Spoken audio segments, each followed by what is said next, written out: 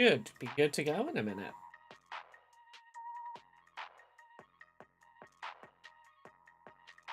Get all the little bits of social posting ready.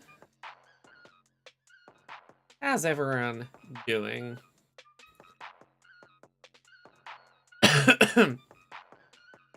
I still have this cough that I'm hoping will finally shift soon.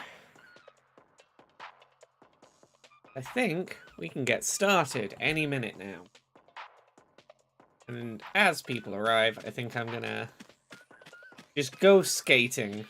I don't think it's gonna kick us straight into plot, so I think I can just have a little skate while people arrive today.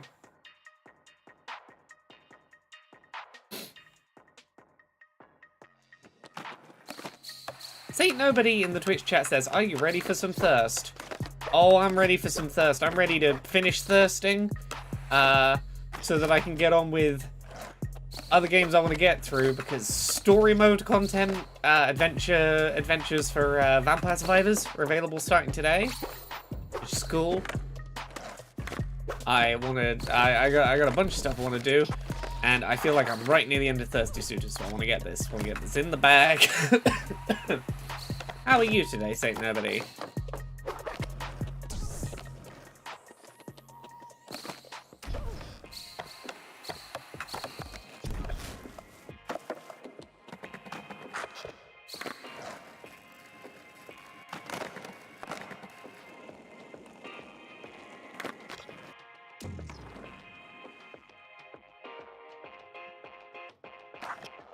I assume the place it's trying to get me to is to just go to the bear up here. Yeah, of course. Oh no, it's not the bear. Huh. Okay, interesting. The bear has been replaced on the throne. Saint Nobody says, kind of tired today, but I have a vacation coming up, so I'm looking forward to that.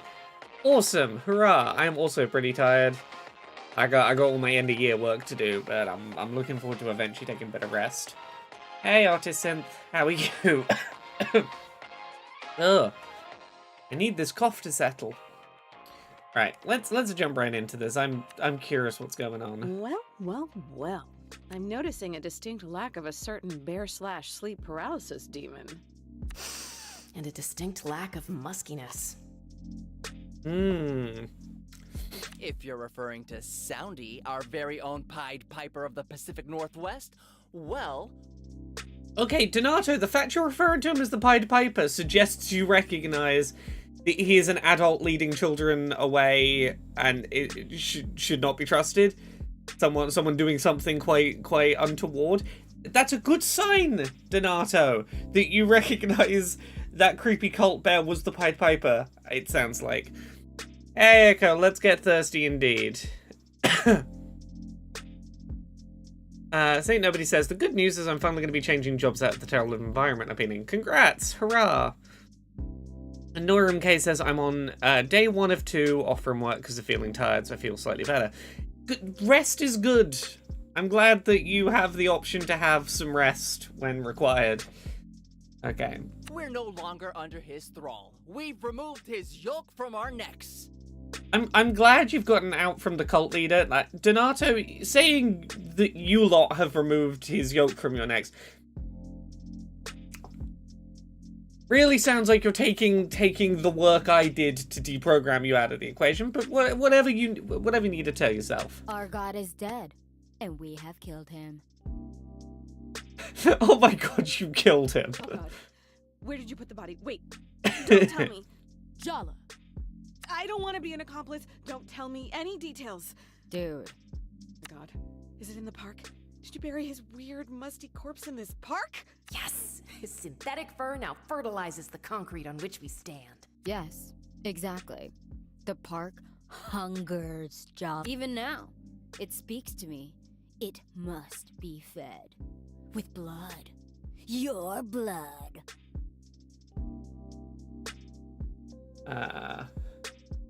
Oh, interesting. Transcendent Creators in YouTube says, wow, result of my part of this game was different. Neat to see there is a variant here. Oh, interesting. So was Soundy the Bear still here? when you came here at this point in the game. Curious. Okay. Interesting. Cut it out, Cece. We didn't kill anyone. Soundy is gone, though. At least for now. What happened? After our encounter, I got to thinking. Wanted to get some of the others' opinions. Okay, this is good. I'm concerned that they apparently want my blood. I don't know why they hate me for this, but my actions did seemingly deprogram them, I guess. One chat later, and we eventually came to an agreement. Soundy was no savior. He was trying to sell us out just as much as the mayor is. Yeah. He wasn't interested in us, or better Timber Hills. Just what he could get out of Indeed, and granted, I was quite mean to all of you teens, but it was in service of getting you to that revelation. So, don't hate me. He was a tyrant in bear's clothing. He was. I tried to tell you that. You didn't listen. I had to hit you with a skateboard. Well, that ego was his downfall. He might have talked big in his teachings, but our lesson is the only one that matters now. Soundy only had power because we let him. We're taking it back for ourselves. Glad I could help. I'm really relieved. Maybe even proud. Ew. No, seriously. It's cool to see you all making this space yours. Yeah. I was never trying to, like, take the space away from you, just trying to tell you to, like, not use it on Cult Bear's grounds. It's what I always loved about the skate park. It's my little world to escape to. The skate park legacy is in good hands. Oh, God. I think Donato is about to weep. No, I'm not. Is vulnerability a crime? Hell yeah, Donato. Vulnerability is not a crime. You be vulnerable all you want. I guess I'll admit, you were helpful, Jala. So, thanks. This is a way better ending for this plot than I thought we were gonna get. I really expected a boss fight. Visit us again, if you feel like it. Well, I admit nothing. And definitely wasn't convinced by you, if I should ask. Of course. I only did it because I hate bears. This is gonna work out really well in our favor for speaking with, I forget the big X's name. Tyler? Is that their name? But yeah, Big X that sent us in here to, like, deprogram the kids. I feel like they're going to be very happy with the results, which hopefully will get us on enough terms that we can have a conversation. Okay. I guess I can just go talk to Tyler. Yeah, it is Tyler. I was like, I've played a few games with a few different T names recently, and my brain's just, I was like, is that the name, or have I, like, mushed a couple of names together?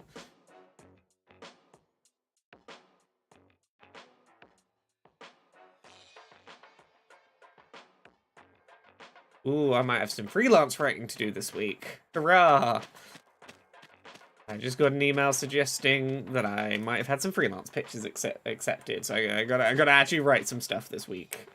Now that Grumble, Soundy's I've crawled gotta actually back write into it the now. sewer, Cece's writing a column to build support for the idea of the park as a community space.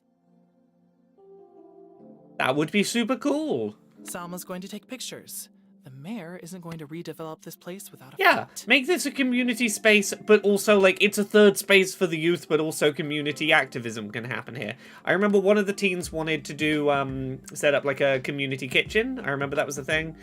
I don't remember which of them it was. But yeah, hell yeah, make this a community space. Yes, Echo. Echo says, heck yeah, work, but also boo work. Work is great. I get paid to have opinions. But, boo work, I now have to write those opinions. All I was interested in was sowing, but now I'm expected to reap what I have sowed. And I don't think that's fair. I think I should be able to, like, throw ideas at editors of things I want to write, and then not be expected to have to write them when they like the pitch. Like, if I pitch it to them, the reward should be, I like that pitch, you don't have to write it. If it's, I like your pitch, you have to write it, that's punishment for having pitched. Anyway, The mayor should be terrified. I would be. Oh, I'm sorry. It's probably awkward for you, isn't it? After all, the mayor's Jennifer's mom. Echo says, what do you mean I have to lay in this bed I made? Exactly. I should be allowed to pitch things and be told that they are good ideas, and they should just manifest, and I shouldn't have to do the work for my ideas. I'm that person who's like, hey, hey, I heard you write film scripts. I've got a great idea for a story. No, I'm not going to write it. I have a great idea. You could write it, but I'll tell you the idea, because the idea is the good bit. I'm being that. I'm like, I have an idea for an article. No, I'm not writing it. Someone else is going to write it. We didn't do family dinners or anything. Their relationship's complicated. I don't really give a shit. Look, we just did something good. Together. Can we not have a fight? You're right. The whole thing is stupid. I never should have asked for your help. Saint Nobody in the Twitch chat says, so you want to do, here's an idea for your story you can farm out to your underlings and or their AI replacements that were hired through multiple levels of subconsciouses for deniability. No. What I want is, I have an idea. I would like you to tell me it's a good idea. And then magically, the article written by me exists.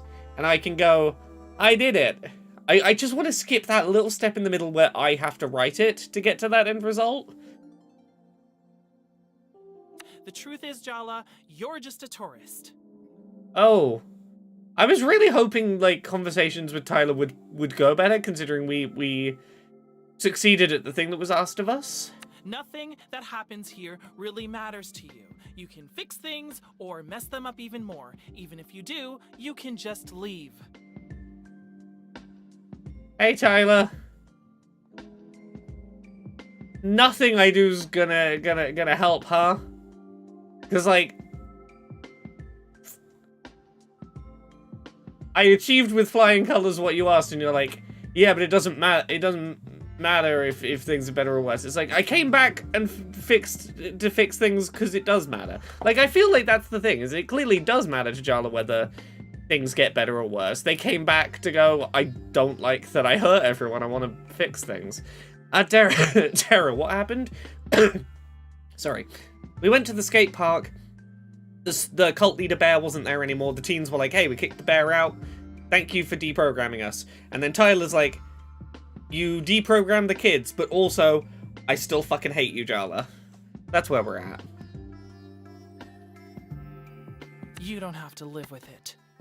But I do. Don't you think we need to have a real conversation, Tyler? Why? So we can hurt each other some more? I'm doing us both a favor. There's nothing to be salvaged here, so why bother diving into the wreck?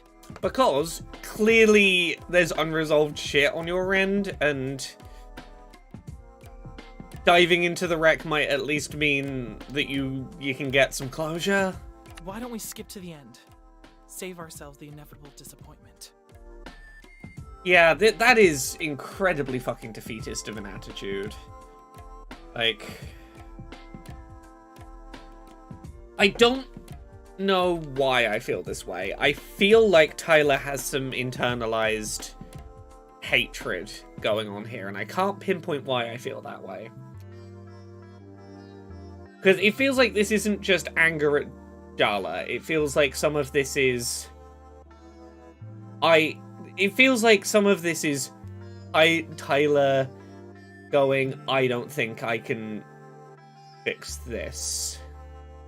Tara, we don't know who the bear is. I don't know if anyone has played this and got different endings. Apparently, according to Transcendent creators in the YouTube chat, they got a different scene than this. I don't know whether who the bear is gets revealed in other things. Transcendent creator says, I mean, Jala has cheated on her multiple times, right? Jala has cheated on Tyler multiple times. And, like, that's the obvious thing. What I'm saying is, like, Tyler has a lot of reason to be angry at Jala. But what I'm saying is, without much justification, I feel like Tyler is angry at Tyler over something. Like, I feel like there's a... Yeah, I'm angry at you, Jala, because you cheated on me, but I'm angry at me for something, too. Terra suggests failure to solve it herself. She needs Jala's help and hates herself. Maybe? Yeah, this feels more self-loathy than, like, outwardly... It doesn't feel just outwardly angry, and I don't know why. Tyler. Goodbye, Jala. Okay. Well, I guess for now we go back home and see how that goes.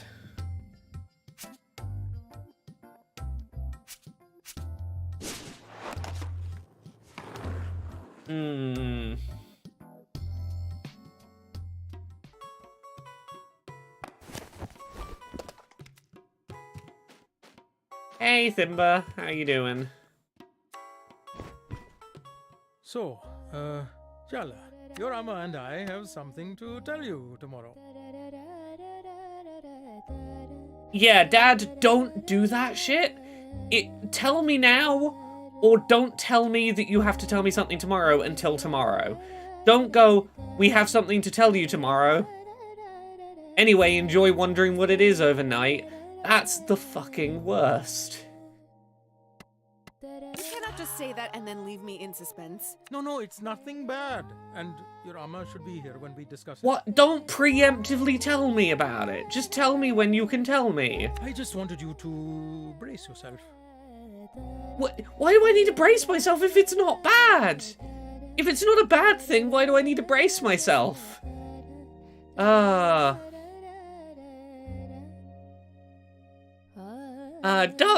Darksteel, I am not aware of that gaming channel, Rarez, but I will take note of it.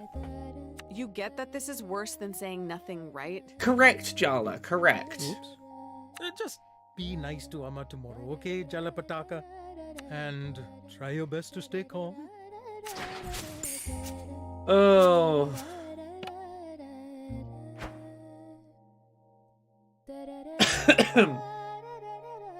That is... I can't do that. I literally cannot handle... I have a thing to tell you. No, I can't tell you yet. I'll tell you later. Can't do it.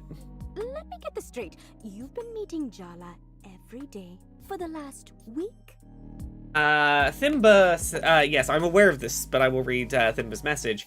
Vampire Survivors is about to get sus. In a surprising turn of events, Vampire Survivors is having an Among Us crossover soon.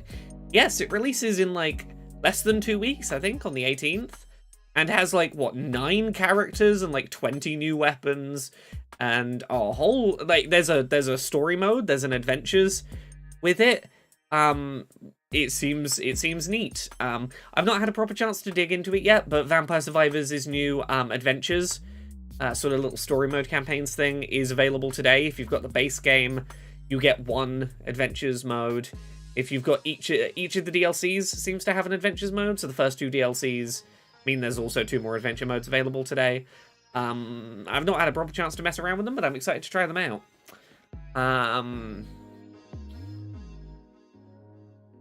And you didn't have an emotional confrontation dripping with sexual tension, barely disguised as a psychodrama battle? What can I say? I don't like to follow the crowd. You really think you're better than us, don't you? Andale. Yeah, I don't disagree with Andale's read here, that there's a bit of Tyler that's like, I am better than the rest of you because I am holding on to my hatred and not... like, I'm not being talked into having an emotional conversation and, like, dealing with our feelings. The fact that I'm resisting that means that I am the strong one and you're all weak fools. It feels like there's a little bit of that going on. No, they're right. You've said as much, Tyler, repeatedly.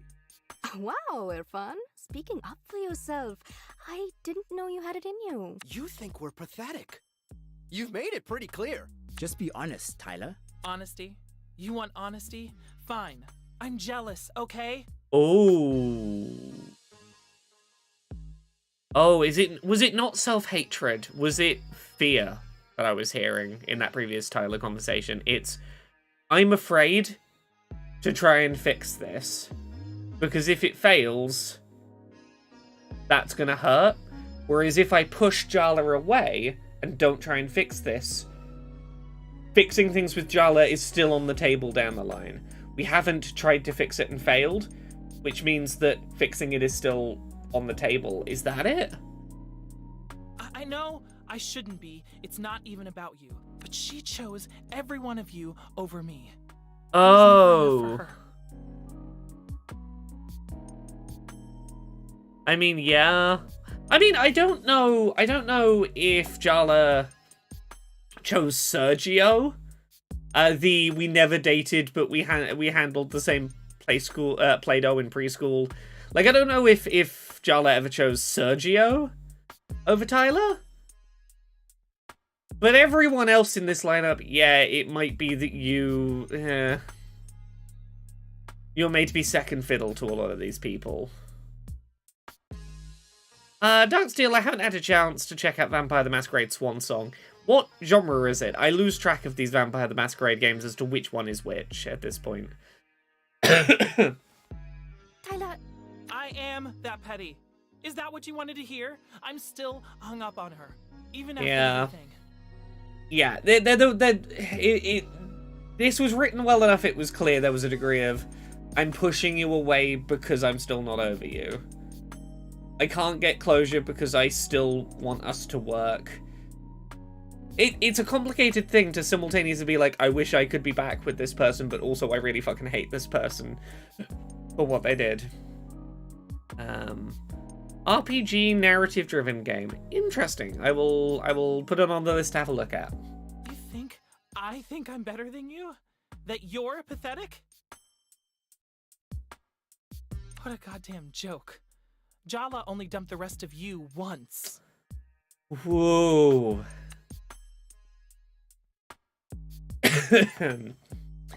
Yeah, that is rough. I don't know how many chapters of this game there are, but I imagine chapter 8 has to be the last one. Graveyard of your past mistakes. Escape punks dethrone Soundy. Yes, Jala managed not to disappoint Tyler. Again. Meanwhile, Dad is dropping cryptic hints. Be warned, emotional traps ahead. Oh, what's the news? Tell me the news. What is it? You're finally awake. Ooh, Terra. Yes. Dice Funk is coming real close to the end of season 10 now, I think. It's maybe, off the top of my head, I think it's maybe 2 more episodes and then post-mortem stuff, maybe? I think we're about 6 episodes into recording season 11. So we're continuing, we're cracking on. I've already had 3 cups of tea, a walk, a long chat with the neighbor, and solved the cryptic crossword in the paper. Cool, you're better than me. Thanks, Mom. It should be illegal to be so cheerfully productive in the morning. Fresh air and good digestion are necessary to any enterprise, even a criminal one. You did a crime? I always suspected she was a mob boss. Well, if the very concept of mourning is too much for you, Oh, she's just I don't know gonna- how you're going to face the rest of this conversation. Is she just gonna suggest she did a crime and then not elaborate? Minnie? Wait, Dad was both cryptic and ominous last night. Umma's extra spicy this morning. Oh, is the sister here? All signs point to imminent disaster. Or is it the grandmother? Maybe you should drink some more tea, Jala. Get it over with. I can't stand the suspense. You warned her, didn't you? Not a word, Minnie, I swear. We agreed. Children, can we focus up here, please? My mother is coming to Timber Hills. Okay, yeah, it's the grandmother coming. Oh, that explains it. Explains what exactly? Patti is the only person who terrifies Mom. It's like a switch flips and she turns into this insecure little girl wanting approval. This seems like a very clear case of generational trauma. Your mum made you feel this way, you make your daughter feel this way. It really feels like you are just passing that chain down. Someone needs to sit down with their mum and watch, like, fucking Turning Red or something and have a conversation about, like, hey, how do we break the cycles of generational trauma? You know, how do we not do to our children what your parents did to you? Everything has to be perfect. Nothing's good enough. especially not us. Jala? You had a grand insight to share? I forgot. She swore she'd never leave Bangalore for anywhere with worse weather. Which rules out pretty much the entire Northern Hemisphere, much less the Pacific Northwest. We thought we were safe. Well, your Patti might not be the most traditional Indian grandmother. But she's still an Indian grandmother. Did you really think she'd miss her eldest grandchild's wedding? Yeah. Maybe we should have seen this coming. Yeah, she was literally like flying in potential suitors to try and marry you randomly in the street. She is not missing a grandkid wedding. Speaking of which, Aruni's still avoiding you, isn't she? I've looked for her everywhere, but she's sneaky. You said I should give them their own space and that they'd figure things out in their own time. I still think it has its merits. My mother's flight lands tomorrow, Arvind. Tomorrow! Okay. Its merits, I should say. You're I fully agree. Circumstances have some. okay. You're putting a time limit on us fixing things with our sister. I'm putting an end to this nonsense. Jala, it's time to make Kiribat. Okay. Is that the only incomplete recipe? Okay. Do not be fooled into thinking kiribat is a simple breakfast dish made of rice and coconut milk. Kiribat is an institution, a way of life, a trial of Sri Lankan culinary skill, and let's be real, femininity. For our mother, an Indian Tamil woman married to a Sri Lankan Sinhalese man, kiribat doesn't symbolize prosperity or mark celebratory occasions. Oh no. Each perfectly made dish is evidence that she cares, that she belongs, that she is worthy. Darksteel, thank you very much for the bits, Darksteel. Darksteel asks in the Twitch chat, now that you finished Alan Wake 2, what are your final thoughts on it? I know some people didn't like the ending. If you listen to Podquisition, I fall much more on Conrad's side of Alan Wake 2 than I do Steph's. I think that there are some frankly frustrating choices made in the early game that are clearly there to pay things off later, but don't change the fact that they're bad in the moment. It is a narrative that requires a huge amount of upfront faith from the player that I cannot blame anyone who doesn't stick with. It has a lot of technical things that made me struggle to play it, from lack of lack of a mini-map to, some stuff with motion sickness issues.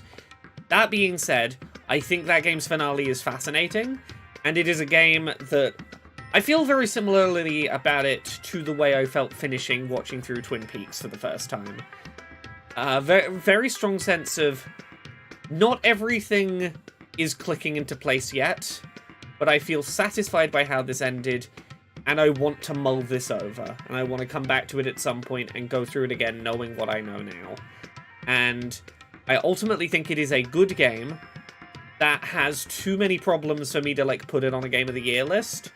It's a wild little fascinating ride that ultimately is not as cut and dry for my tastes as the original Alan Wake was.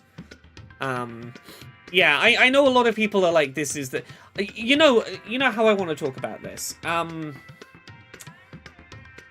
The way I feel about Alan Wake 2 in Game of the Year considerations is very similarly to how other people would feel about in Stars and Time, that time loop RPG I've been talking about recently, in that it's like... In Stars and Time is one of my favorite games of this year, my favorite games in several years, that didn't personally annoy me, but there are design choices in it that I know are gonna really fucking put people off of that game. And how much or how little those annoyances either don't matter to you or hugely frustrate you, where you fall on that scale is gonna really shift whether it is something that you put at the top of, Game of the Year consideration. And for me, Alan Wake 2 just had too many things that I had to fight through to get the bits I enjoyed. It wasn't consistently... It wasn't consistently my thing in the way I would need it to be to, rank it much higher. Let's go. Jala and Mom versus Kiribati. Knockout in round 1. No, I meant to inspire awe and appropriate fear, not whatever this is. Are you daydreaming, Jala? What could possibly be more important than fixing your relationship with your sister? Obviously I'm nothing. fantasizing about our joyful reunion.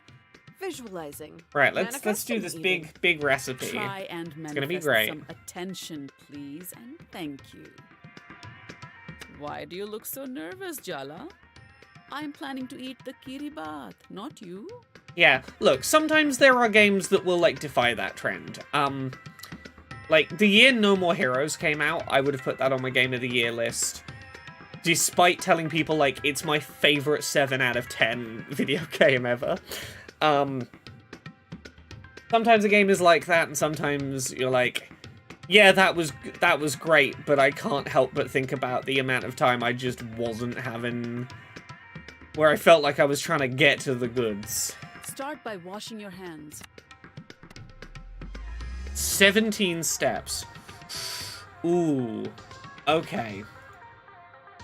One sec. So, if there's 17 steps to this, I probably should do the power-up, because this will be a long enough recipe that the power-up will have time to be a worthwhile use of my resources. So we're going to do just regular... We're going to do regular cooking until we can get 4 chilies. We're going to do the power-up once. Very good. And then we're going to do the super moves whenever available after We will that. make Kiribat. You will take the Kiribat to Aruni, and you will patch up today. Hey, I've been on the reconciliation train for several stops. Tell that to her. You think I haven't? Please, Jala, I'm very capable of triangulating you two. Wow, Mom. That actually explains so much about our childhoods. Now wash the rice till the water runs clear.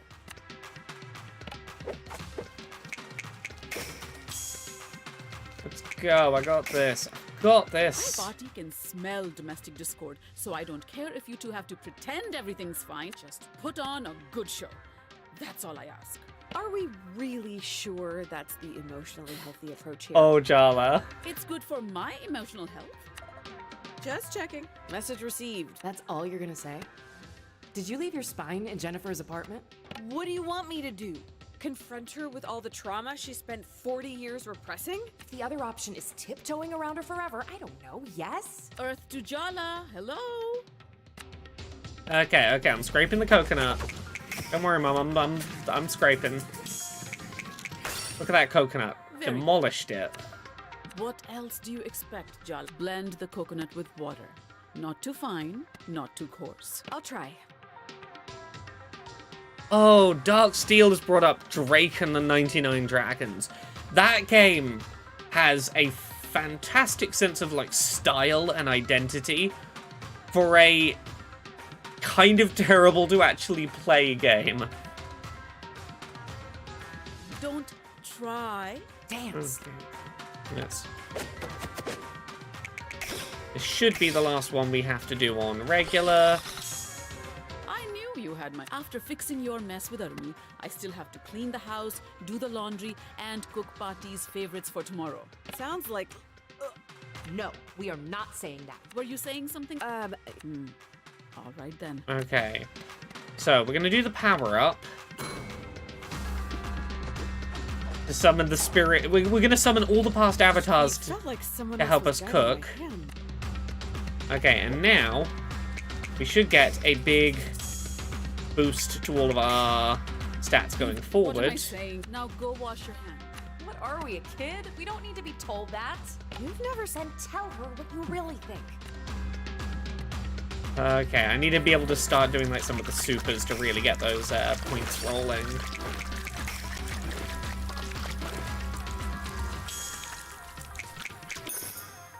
Very good. Now thin down the coconut milk with water and mix it with the rice. Oh, come on, really? Nothing to say, Jala? That's a change. Okay, so now I can do Super Stir with that 1.5 times multiplier. I don't know whether getting that 1.5 times multiplier was worthwhile, but yeah, we're going to be able to have it for like 12 steps. I feel like long term it's gonna pay off. You won't completely embarrass me in front of Party. You're being suspiciously quiet, Jala. Mother, you complain anytime I open my mouth, so I'm keeping quiet so that I give you nothing to get upset about. It's starting to make me nervous. Like, literally, I cannot win with you. Okay, then. Like, there is no winning with someone who will get upset if you speak and who will get upset if you don't. Well done, Dad. That's what they say in... Now it's time to light the stove. Say something. Isn't it time?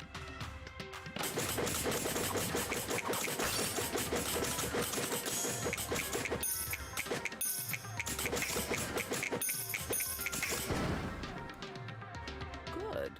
But Jala... Just open your mouth. Oh, damn, the pan's hot. Pour the mixture in, quick! Cool. Sure. I'll do it. Why not?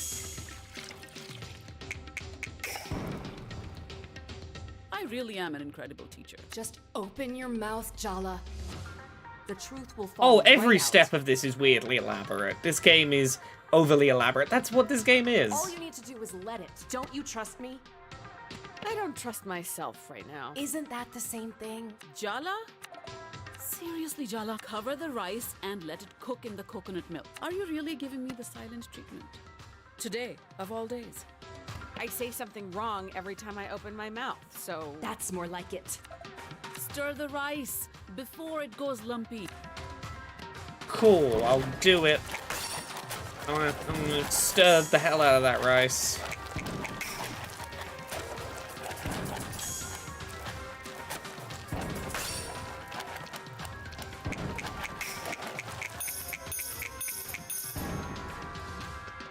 That's good.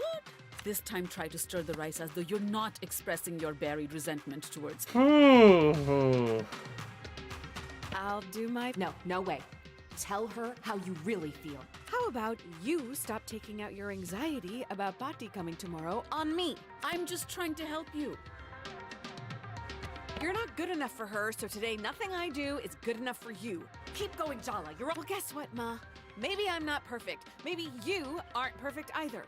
Sing it, sister! Oh, it's coming to a head.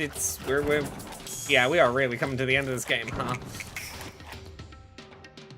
You're unusually focused today. I see. You're worried about Aruni. That's what this drama is all about.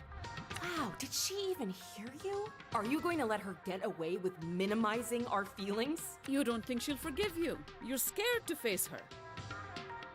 Are we talking about me and Aruni, or you and Bhatti? You have no idea how complicated my relationship with Bhatti is. How hard it is for me, so don't presume. I think Jala does. I think you're repeating. I think Jala is you in this situation. You are your mother. It's cyclical. No, don't say anything. The rice needs to cool off, and so do we. All I'm asking for is a little empathy, Jala. Try using some first. Yeah, Mom, when have you shown Jala even the tiniest bit of empathy since she came home? Not once. No. You just want me not to show you up in front of Bhatti. Why can't you just be on my side for once? Why can't you be on Jala's side for once? Why can't you be on mine? Right, Jala, right. I'm always on your side, Jala. You're the only one who doesn't see that. You don't show Jala that. If you are secretly on Jala's side, why the hell do you hide it from her? Oh, Kiribath should be made with love, not anger. So let's set this argument and the rice aside. Are you really going to let her end the conversation like that? What gives her the right? Maybe now's not Coward. Let's start on the sambal, while the richness of the milk rice contrasts with the sambal's heat. See, Jala? Everything has to be a balance. And sometimes it's easier for someone with fresh eyes to notice when something's off.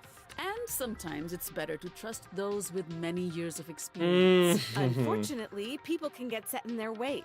Or they know that some recipes should be followed exactly for the best results. Oh, you I too. think you should focus on what you're going to say to Aruni instead of interfering with me and my mother.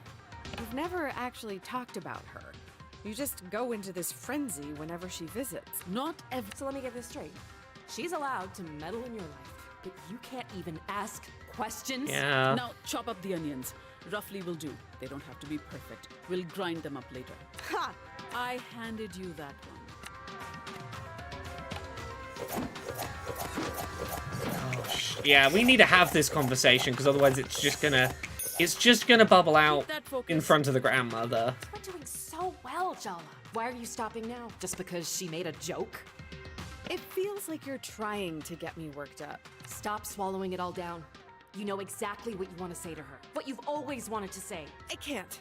You can. Just spit it out. Sometimes you are just like your mother.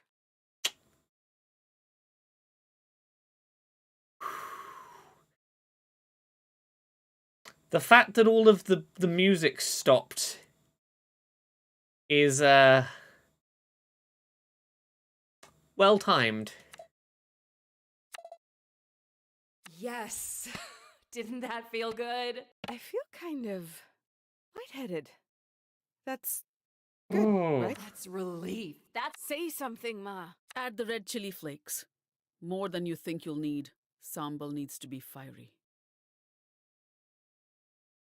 She's now just emotionally flat in her delivery. She's not sounding snide the way she did before. My read on this is it sounds like she's now stopping to take it in for a second. It is kind of worse than angry, but she's shut the emotional tap off for a minute. Oh god, they're not turning the music back on. Oh.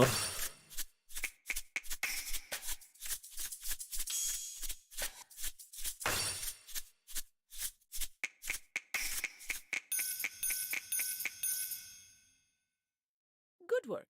You know, Jala, sometimes I hate how much I see myself in you. Yeah. And there comes that soundtrack back. That's the thing you honestly kind of need to see is when your daughter tells you you're just like grandma, you're just like your mother, the unwritten thing there is you're just like your mother, but you're also just like me. Or I'm just like you. It's... the cycle is repeating. The way, like, you are treating me the way that your mother treated you. And I feel the way about that, the way that you felt about what you went through. Like, that's the cycle. And it is what it is. I moved continents to get away from my mother. Compared to that, you didn't go that far. Oh, that's actually fucking fantastic. I love that line of dialogue. I moved continents to get away from my mother. Compared to that, you didn't go that far. Yeah. You're not that... like, you've been so harsh on Jala, but, like... you basically did the same. You moved here when we were just kids. Is she really still angry with you? I broke her heart. I did it knowingly.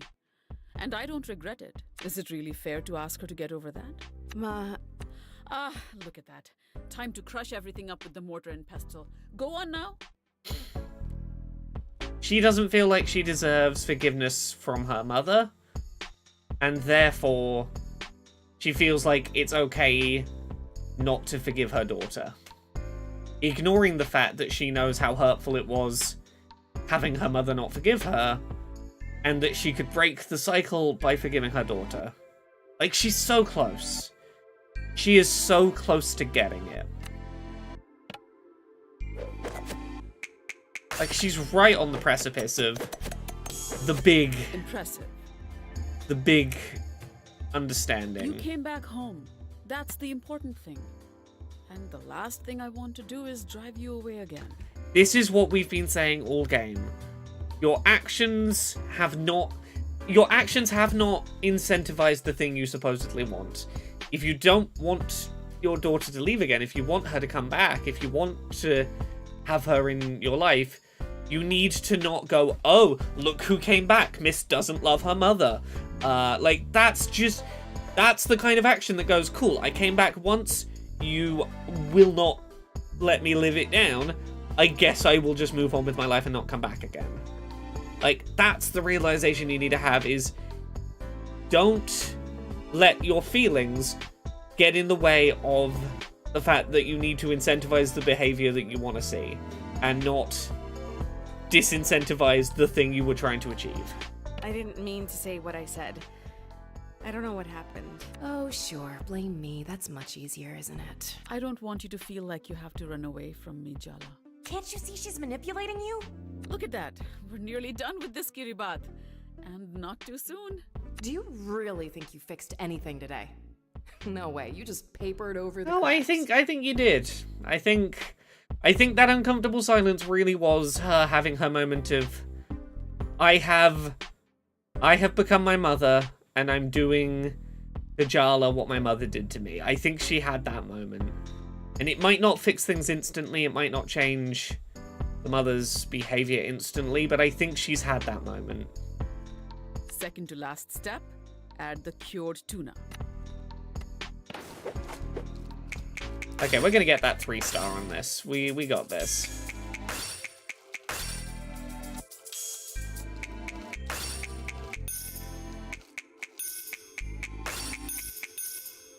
I admit, I'm somewhat impressed. I know I said you have to fix things with Aruni, but it's all right if you can't. I'll just deal with whatever Party has to say about it. I mean, who cares what my mother thinks, right? Look, that is a ridiculous amount of growth for a character like this. My understanding is, this is the kind of family where this kind of emotional breakthrough is like, you got an acknowledgement of fault from a parent. Fucking mind blown. And she's not there, but she's making the right moves. I don't hate her character arc. She's got a lot to rebuild with Jala to get that trust back, but Look, don't answer that. Final step. Cut up the this is Kiribat super into interesting. nice pieces. This game is very interesting. Okay, I need like one. My time hasn't been wasted. I think I fell The just moment shy of truth. 3-star. Time to taste what you've made. I don't think I quite made 3-star. Terra in the Twitch chat says, "This is making me sad because she's acting so much more mature than my mother ever will.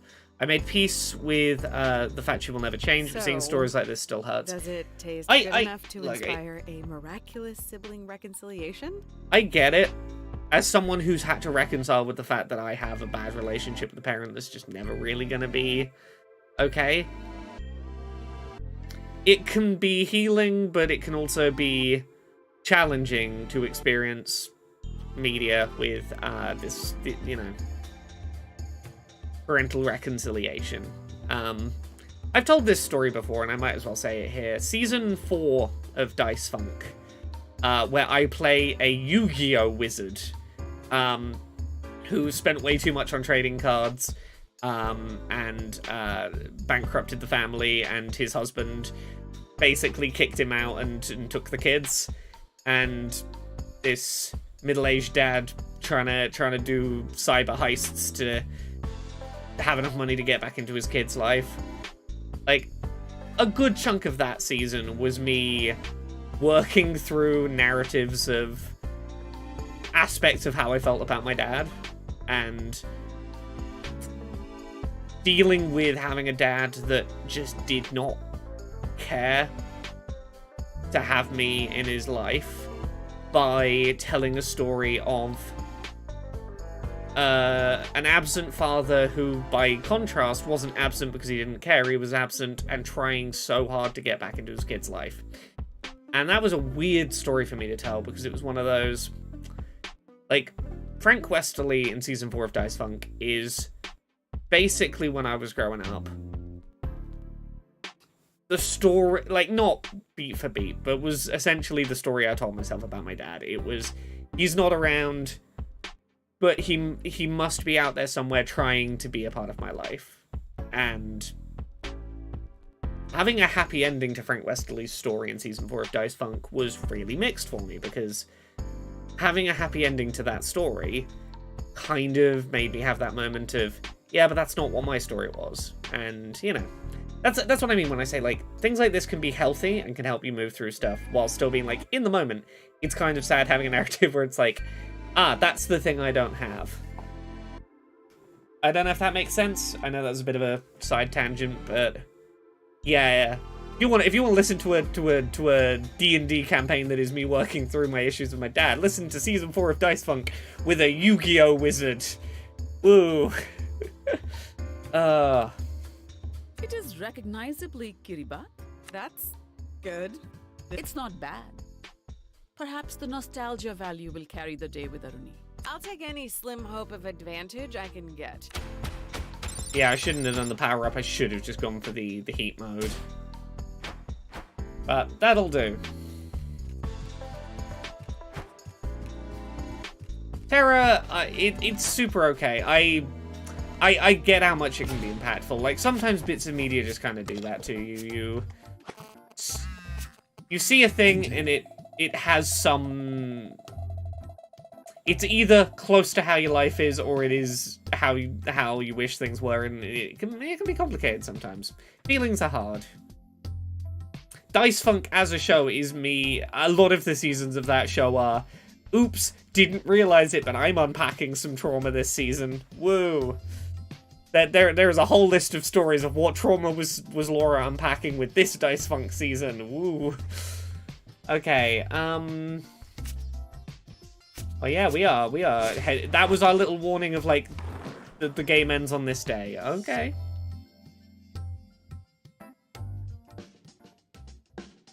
Sometimes it's just piece of media like that. Like, there's songs that will sometimes get me.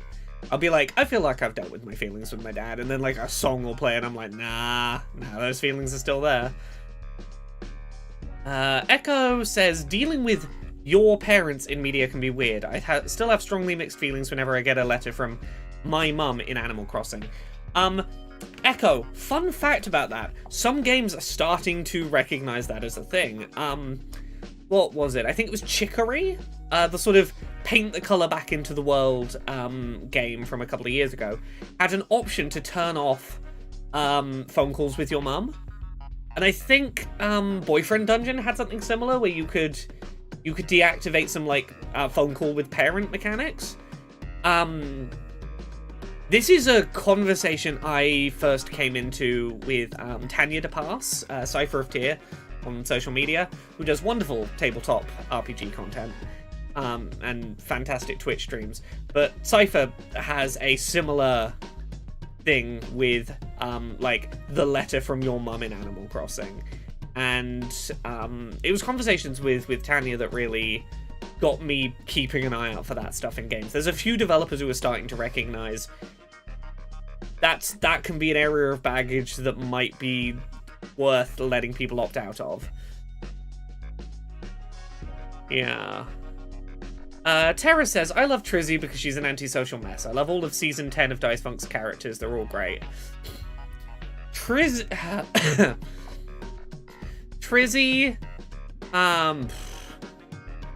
Trizzy has been fun. It's been nice. It's been nice to play a character where, like, ultimately I spent 99% of that season not knowing what the payoff for my big character motivation was, and I really like that Austin held it as long as he did to start giving payoffs, forcing Trizzy to have, like, a very condensed emotional arc. Anyway, yeah, let's head over this way.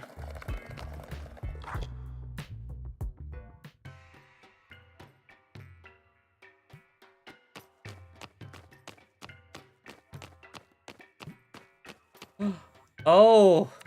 Congrats, Jala. You've reached a new low, getting Mom to emotionally blackmail me into meeting you with Kiribati. I actually expected better of you. Guess that's on me, huh? Mom sprung this on me, same as you. What a convenient story. Next you'll tell me we have to stick together in the face of parental pressure. I mean, yeah. Isn't it already obvious she doesn't want to be here? And why is this all your fault anyway? She's the older sister. Can you just give me some space here? The commentary's not helping. I'm just looking out for you. So what? You wanted to talk. So talk.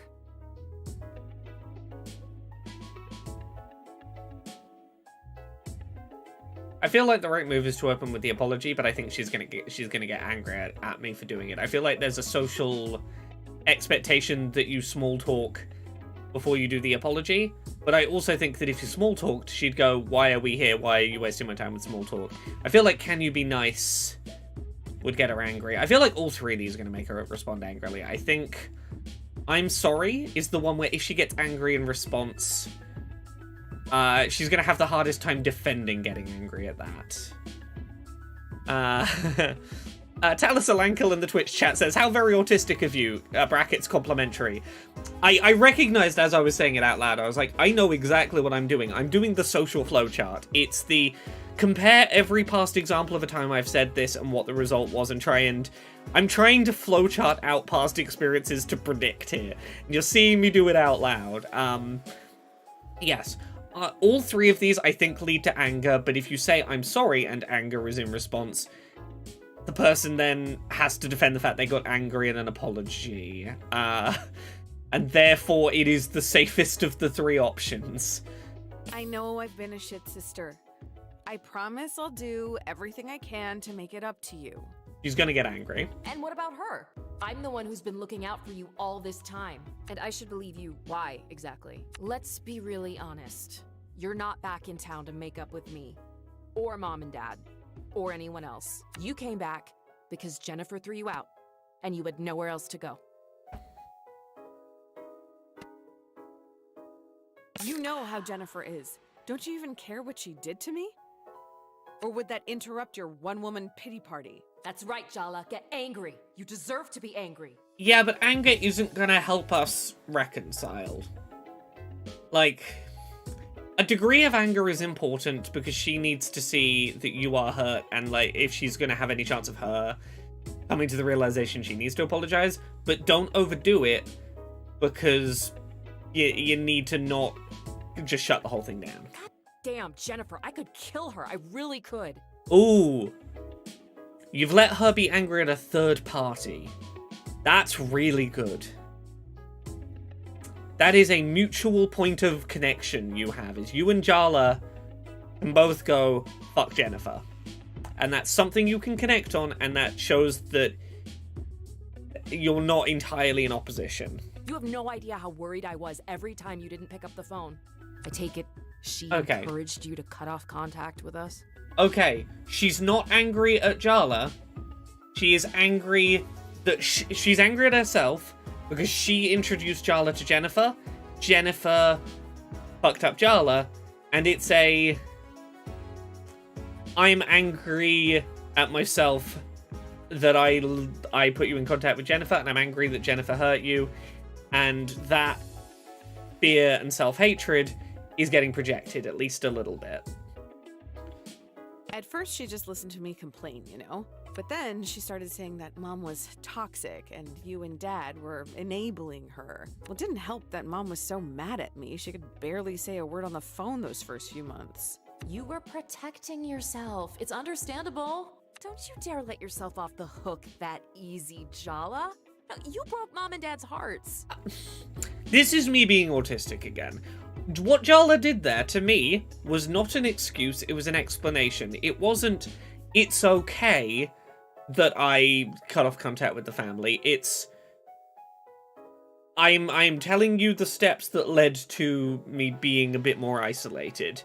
Like, I don't think it's Jala saying it's okay. I think it's Jala just saying, these things did happen and were factors that I want to share as part of context.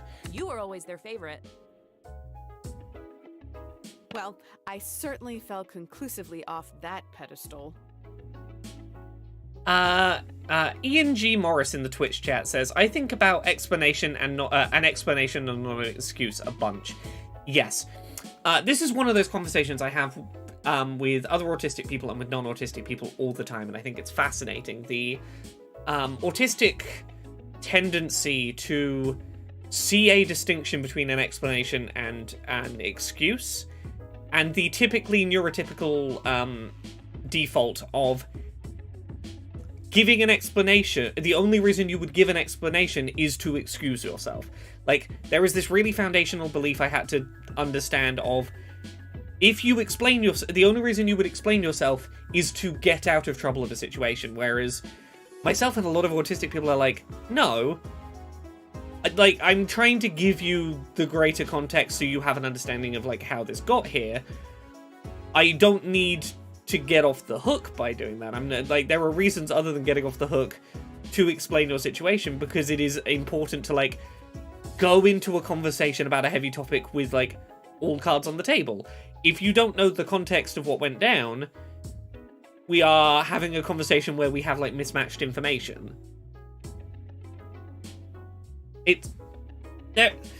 There are so many of these little, like, unspoken differentiators that make, like, I've said this before in places. I talk about this a little bit in Stories of Autistic Joy. I don't think generally a lot of autistic people struggle with social communication. They struggle with social communication with non-autistic people. Generally pretty easy with other autistic people. And it's because of those, like, having to translate those mismatches. Great example I learned about recently. Those bumper stickers that say, like, honk if you love big tits. There's an example. The intention is not that you see that sign and go, well, I like that thing, I'll honk my horn. That is not what they're there for. They're there because other people annoyed in traffic are going to honk their horns regardless because they're stuck in traffic. And so that the person with the bumper sticker can pretend they're not having the horn honked at them because another driver's annoyed at their driving. It's, they just like big tits too, or whatever. Like, that's one where I'm like, oh, it doesn't mean the thing it literally says. Like, there's so many things like that where it's like, oh, I just, I took it at face value, did not know that we were talking in code there. She loved you falling from grace, getting what you deserved. Ask her. Go on. That probably made you happy, huh? Are you kidding me? God, you're a piece of work sometimes. You know, Auntie C actually cried. That old battle axe... Forget it. It's done now. BLD and Blood and Dink in the YouTube chat says, what do you mean that's not what those stickers mean? Right? This one broke me, and I had conversations with non-autistic people about it who were like, yeah, did you not know? And I'm like, where are we passing that information out? Right? This one fucking blew my mind. And now that I've heard it, I'm like, that makes so much logical sense when you stop and take a step back from I took on board the literal meaning because that's what it said and why would I doubt that? It's... yeah, the bumper sticker thing boggles my fucking mind. I just want to know one thing. You and Tyler, are you still in love with her? I think the answer's yes. I don't remember a time when I didn't love her. I really hoped you wouldn't say that. For someone so smart, you're an absolute dope when it comes to the people you love. Either you really need to pee, or you have a question you're dying to ask. Which is it? Tell me about the person you're with. I want to know about the person you're marrying. You're my sister, and I want to know who has made you happy enough you want to spend your life with them. So, is Ahmed the man of your dirty dreams? Are you in love? Is he good in bed? No, don't, Charlie. You could have just gone, hey, I want to know about the man you're marrying. Yes, and you have no idea. You little freak. Why are you asking your sister if he's good in bed? For some reason, he really wants to meet you and cares about your dumb opinion. I still think that her fiancé is the man in the stupid fucking bear suit. He's actually nice and a good person whose soul hasn't been crushed by life. Try not to be a complete mega bitch when you meet him. God, if it turns out, if I hear that voice and it's the man from the bear suit, I'm gonna have such a hard time not ruining Rooney's wedding. Promise. How can she say that about us? You're barely a deca bitch. A kill a bitch at worst. Yeah, it's learning to that you have to caveat. I'm not saying this to excuse my actions, but to give context and explain how they happened. Like, you have to give that preface and preamble to, like, cut off the you're excusing early. You gotta know what the interpretation will be and preempt it. This is why I need fucking social flowcharts. This is why I literally fucking mapped out on paper conversation shit growing up. How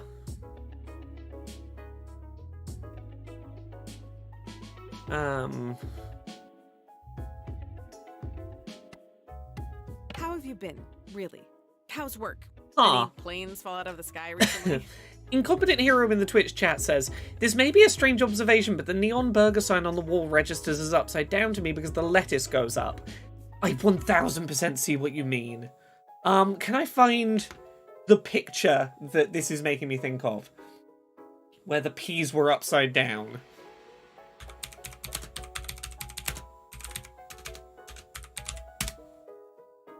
Yeah, okay. Okay, you're gonna hate me for showing you this picture, but you will understand instantly why I've shown you this picture. Let me find a version of this I can get to show in my streaming software. Noiroom K knows what I'm about to show off. Why are the peas upside down? You see what I mean? The peas are upside down.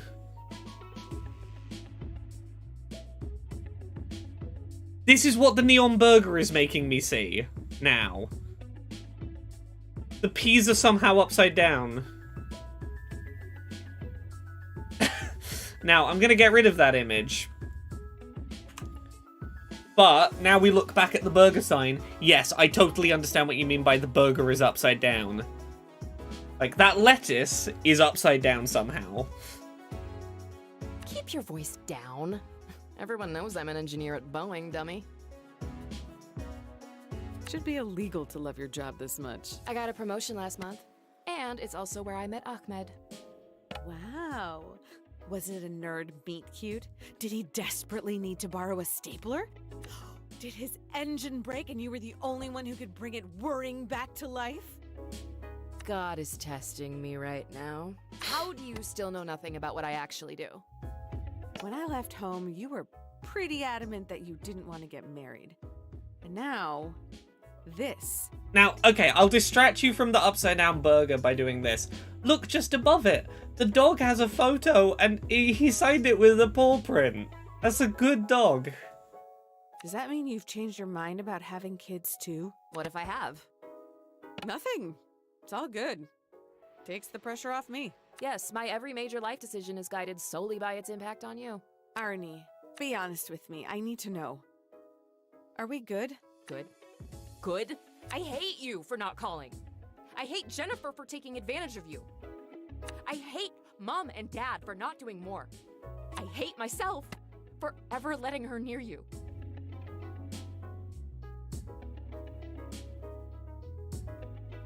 Oh, this is hard.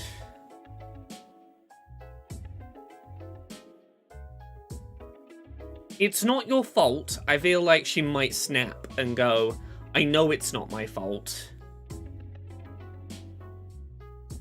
Despite the fact that, like, it's clear she feels like it's her fault. But she's not saying it's that she thinks it's her fault. So if we say it's not your fault, she'll go, I know it's not my fault. I told you whose fault it was.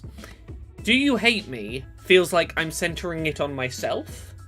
Rather, like, I'm taking away from her hurt and being like, yeah, but what about me, though?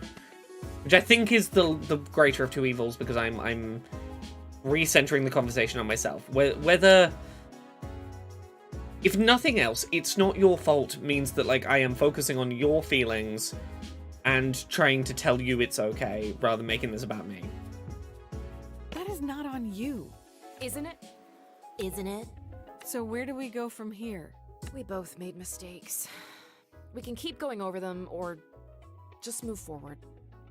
I'll forgive you if you forgive me. You know what? This is better than I expected. She has unprompted acknowledged wrongdoing in as much as saying, I recognize I've done wrong and I need to seek forgiveness as much as you do. Incompetent Hero says, do you hate me? Never elicits the response it's intended for, which is to clear the air. It's interpreted as a defensive thing. Yeah. Why is this dog neon colored? I don't know, they're cute. Deal. Maybe she forgives you now, but do you think she'll ever really look at you the same way? Maybe not, but that's okay.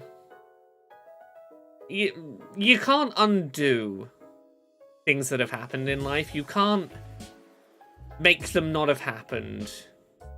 All you can do is accept that there is a new status quo, and do you want to make the best of that, or do you want to throw it away because it's not as perfect as what once was?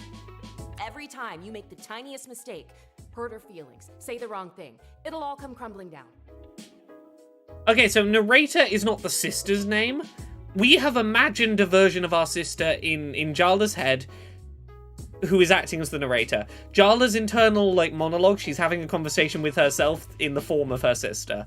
So narrator is, the voice inside Jala's head, who is based on How long Aruni. do you think you can keep up the perfect sister act, Jala?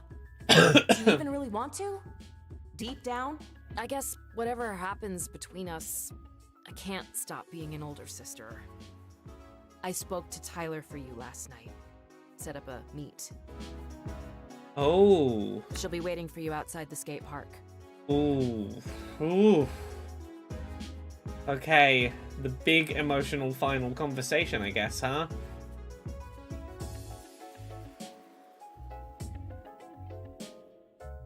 Oh, one sec, I gotta read this email.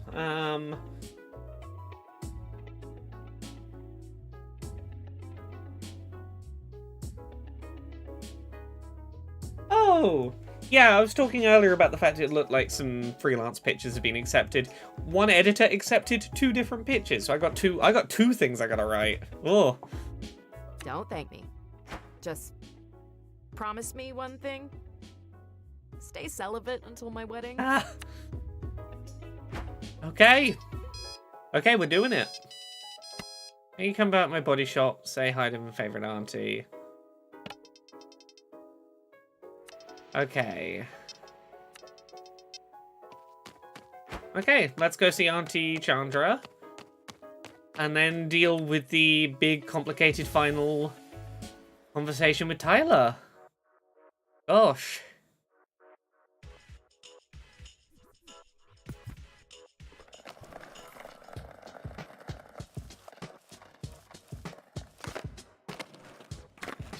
Oh, I now have to make time in my calendar to write the things I committed to writing.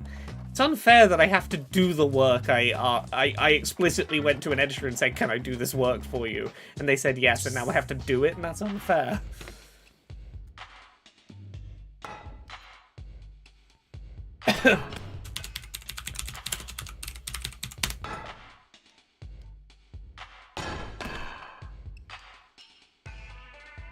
Okay. There's my chick. What's up, Auntie? The skate kids are all talking about Soundy leaving the park. You did good. Your Amma and I are going out for drinks tonight to celebrate. I knew you could do it. Aw, I didn't play that big a part. He sent those kids to face me, and after that, I guess they saw he didn't have their best interests at heart. They're lucky to have someone like you, though. And now you as well. I see the makings of a great auntie yet. Oh, that's a hell of a compliment. Maybe not that. Something wrong with Oh, being that's a great compliment. You will be a great auntie someday. Auntie vibes are the best vibes. No, I would never say that. To your face. Well, hun, your next board fix-up is on me.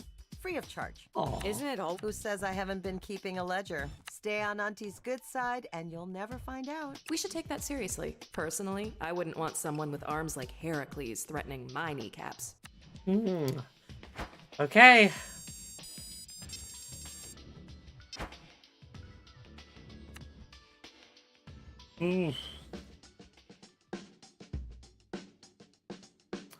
Okay. Okay, we're doing it. Oh.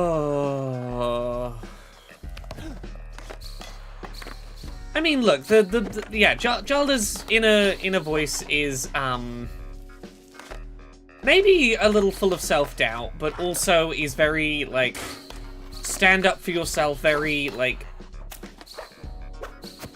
very motivated to not be a pushover, but equally very convinced that everything will go poorly. And I think that's an understandable mix of things. So, everyone, don't freak out, but I have someone to introduce. The person who actually gave me the idea for this little scheme. Ooh. Did our sister Aruni organize all of this? All of the, like, you gotta have a conversation with all the exes. Because if so, she clearly does care about us. Or at the very least, like, she believed we could be better than we were before. Aruni? I should have known. Ah. Wait! I thought this was all my idea! Oh, sweetie, yes. That's obviously what they wanted you to think. But why? I didn't want all of you causing drama at my wedding. I mean, that's fair. Okay, no. I refuse to pretend that secretly masterminding your sister's exes into messy confrontations with her is the low drama option. I needed to keep her occupied. I wasn't ready to talk it out with her. So you used us as distractions? Apparently, using other people and, like, their emotional state for your personal gain is just, like, a family trait.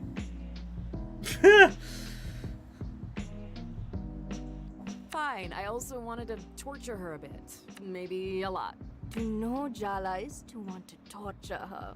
Please don't make that sound like such a sex thing. Sorry. Fun as it has been to watch this drama play out, it's time to face what I've been avoiding. Your mom called you, huh? Threatened me, more like. What about you, Tyler? Isn't it time you two actually talked? No, no way. Absolutely not. I am asking you as your friend. I mean, I like you more than my sister right now. Do it for me. Oh, your entire bloodline is cursed. A little bit. I'm taking Except that for as a Dad. yes. Dad is not cursed at all. Except for the whole, I have something to tell you. I can't tell you till tomorrow. Don't panic. Stay calm. It's not bad, though. Good night. That's the one sin Dad has ever done in this game. One of us! One of us! One of us? Oh, shut up before I change my mind.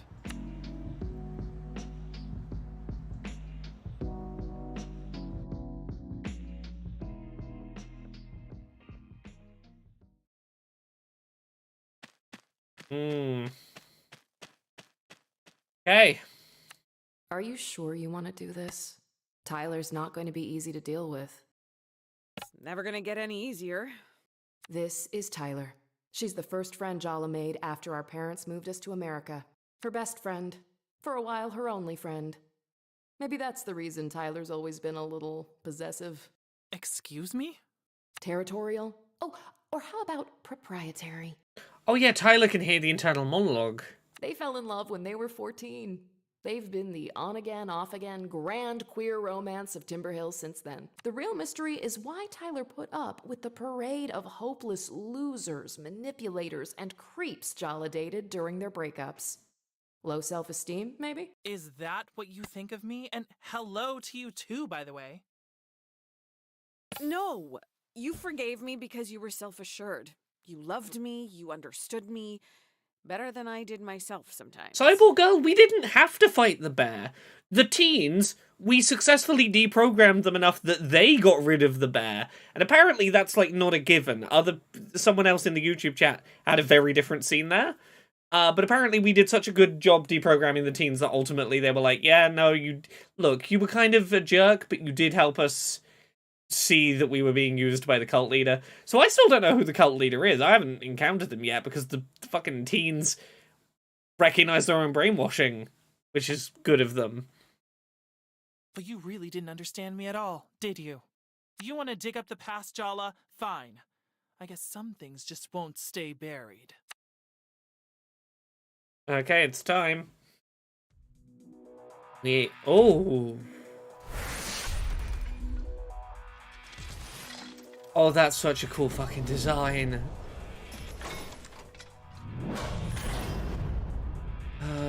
Their romance may be dead, but it's never too late to dig up the corpse for an autopsy. How much money do I have to pay someone to make this outfit? Because my god, from the spiked corset to the like barbed wire wings and the sort of like barbed wire gauntlets, this is such a fucking outfit. God damn. Is this front you're putting up supposed to intimidate us? Oh, please. Wait, your bitchy, self-critical inner voice looks and sounds like Aruni? Guess you can see me as well as hear me in your inner world. Great.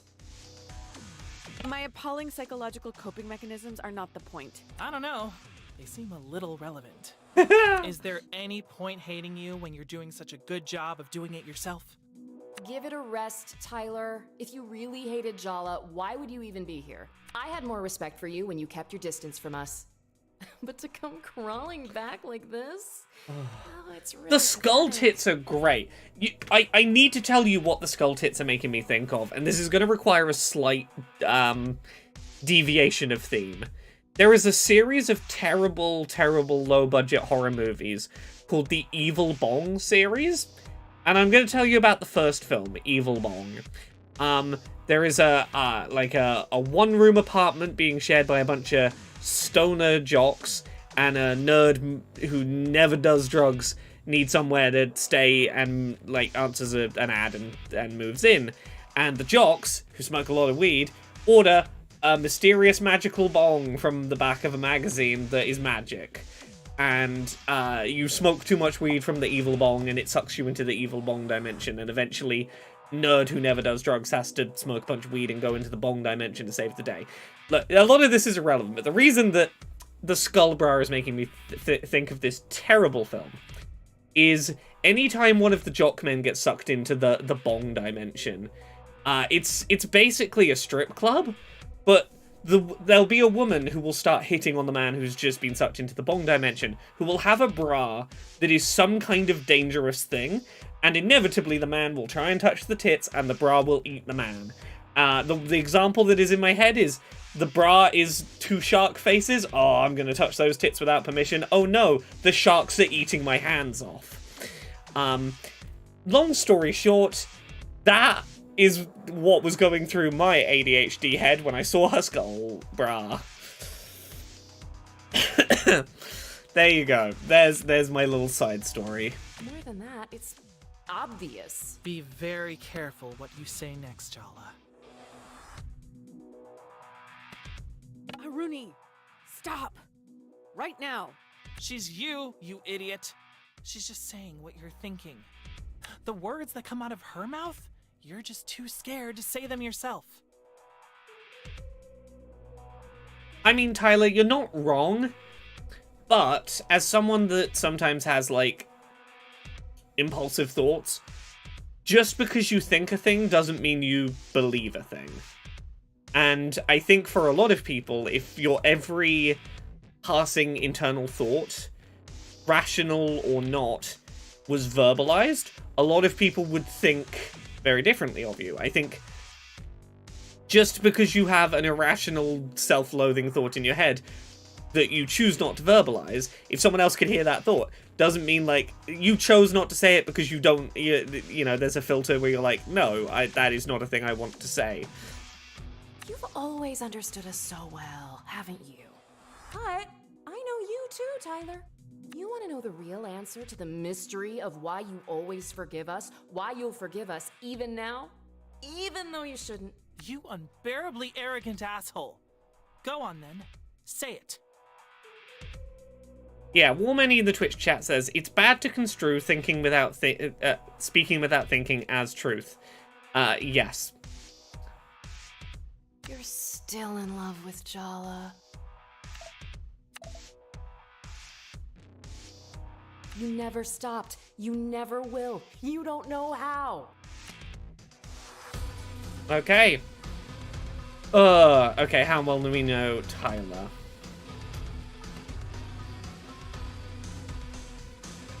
Okay, none of the taunts are going to be effective.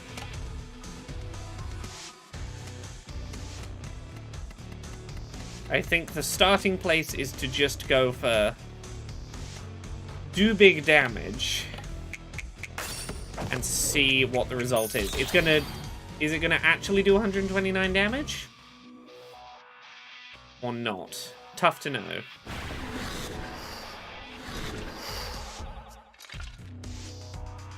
Sergio! Okay, we're summoning in the other X's. What the hell is going on? Hell is just right. Welcome to hell, Jala. My hell. The hell you put me through. Do you think she's planning to bury us alive in this graveyard of your past mistakes? Maybe she'll be merciful and kill us first. Oh, Jala. Don't be so silly. I want you alive. There's no use in tormenting the dead. Talis Alankil, this is basically... and again, not talking about any other pieces of media that might be out that people might have spoiled for me that I haven't seen. But this is basically Queer Scott Pilgrim, where if instead of getting someone to deal with all your evil your exes for you, you went, you know what, maybe I was kind of a dick and maybe I should deal with my exes and, like, have the battle but also have a conversation with them and, like, work things out. And you have tormented me, Jala. Everywhere I look in this town, I see the after images of us. You're tangled in my past. You linger in my future. No matter what I do, I can't escape you. You haunt me, Jala. Now it's my turn to return the favor. Okay. Bro! You're back! I was so bummed you left town. Yeah, bro. This lame town just couldn't handle my awesomeness. I had to split because of my secret trauma, you know? That's deep, man. Women love secret trauma. I know. That's why I made some up, obviously. God, these two. Wow! You're like a genius, bro! Neither of these men is as bad as Tyler's imagined versions of them. You barely know Bruno, but we went to school with Sergio since the 3rd grade. Were you really not paying any attention? I can't be expected to pay attention to the grunts they make in between guzzling protein shakes. Yeah, you really don't see the rest of this lot as, like, complex and nuanced people. You really do see yourself as the only ex that mattered. I followed you around like a little puppy dog. But you never really loved me, did you? I guess I made it too easy for you, huh? Pathetic, isn't he? But was I any different to you? He wasn't afraid to like someone more than they liked him. That's not pathetic, it's brave. Braver than either of you. Ha! Maybe you're right. Maybe both of us were too proud for our own good. But I didn't crush your pride into the dirt over and over and over again. You didn't make it easy for me to be brave, Jala. Looks like Tyler's determined to resurrect the ghosts of the past. I mean, we did really push them. They didn't want to dig these things up. We did have to pressure them a They're bit. the shields she's using to avoid her real feelings. Put them down so we can get to the truth. Yeah, okay. So, Sergio... I feel like Heartless Taunt should work. I can't believe you followed me into Tyler's inner world. Stalking much? You and Tyler are the ones that brought me here. Okay, yeah.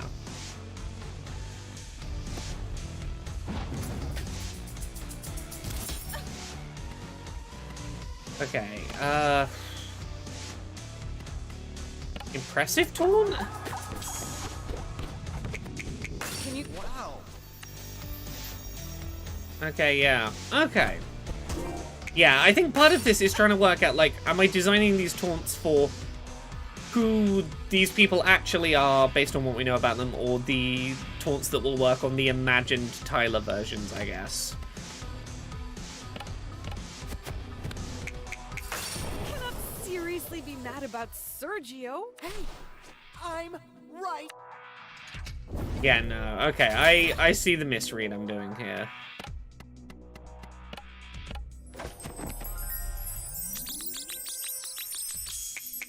Can we finish fighting and start making out already? Yeah, okay, we gotta go, we've gotta go for the taunts that would work on, like, the before we talked things out versions, the version that Tyler still sees them as. Okay.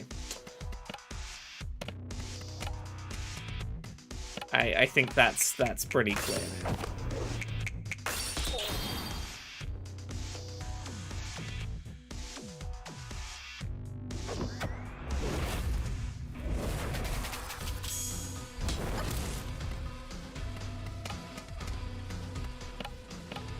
I think this will be enough to take out Sergio, probably.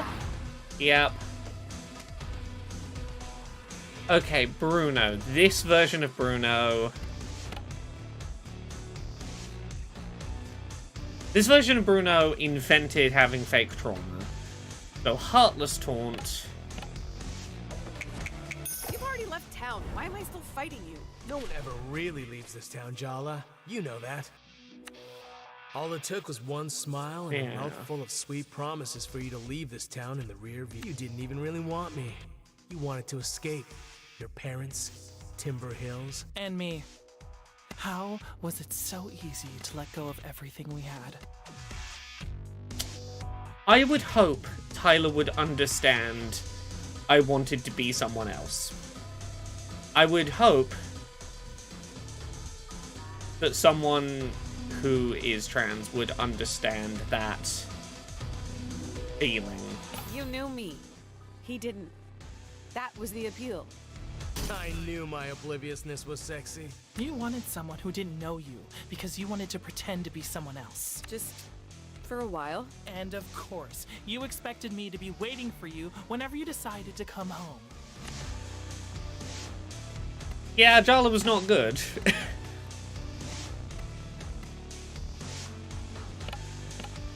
You tried to cage me. Bruno didn't. I didn't want to be a cage, Jala. I wanted to be your home. Oh, I did not mean to try that on... Oh, no, yeah, no, that did work on Bruno. Okay, yeah, so we're... Yeah, I see. Okay.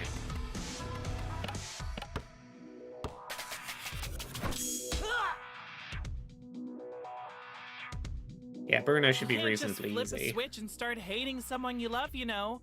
You have to work at it. And oh, I worked hard. Yeah. Get it, Tyler, you're not wrong. You're not wrong. These ghosts take the form of your exes, but they're not really them. They're what they represent to Tyler. Yeah. Each one of them is a question that needs to be laid to rest between you. Why don't you stop hiding behind Sergio and Bruno and just ask Tyler? Fine. Were we only together because I chased you? Oh. Did you ever actually choose me, or was I just always there?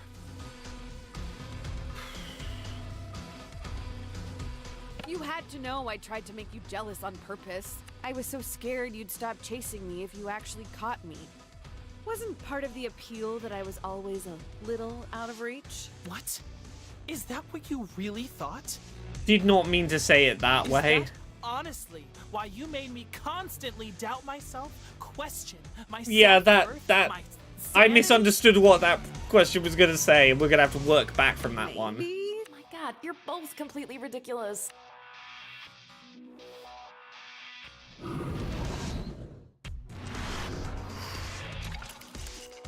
Hello again, Super Freak. I really love what you've done with the place. Transcendent Creator says, oh, you didn't resolve things with Dia fully. Her move is super good. Oh, I could have had Dia as a summon?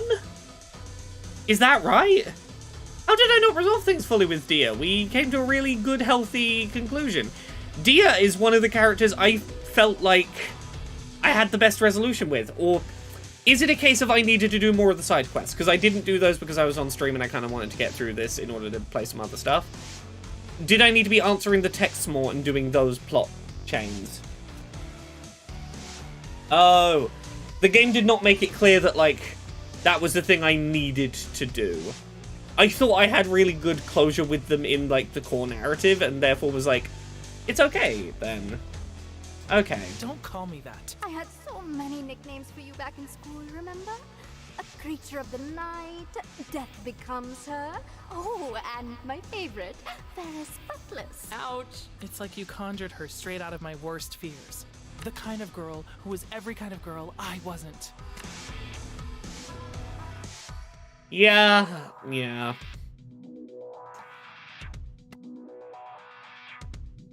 I can see how Dia would put a lot of fucking insecurities into Tyler's head.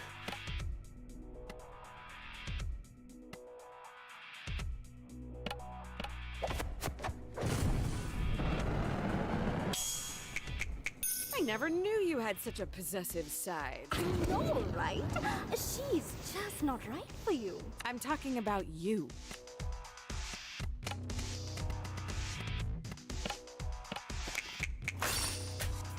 Yeah, there's definitely content in this that I didn't see that I could have seen. The joys of doing this stuff for work where I have to see a lot of different media and I end up skipping side content in some games just because I'm like, I gotta see things through to the end or I'm never gonna see them. But I have to have a wide range of awareness of a lot of games. Oh, joy of joys. But I'm going to replay this at some point and I will do more of the side content. Yeah, that's the thing. I will try and find time off stream to get into some more of that. Here's the thing. I thought, like, Dia's, like, core story did a really good job of getting into that stuff. I think that, like, she was a very well-written character that I had a lot of sympathy for after the fact, despite any, you know, missteps she might have made. I thought they did a very good job with her. She was one of the characters I walked away from this, like, most interested in.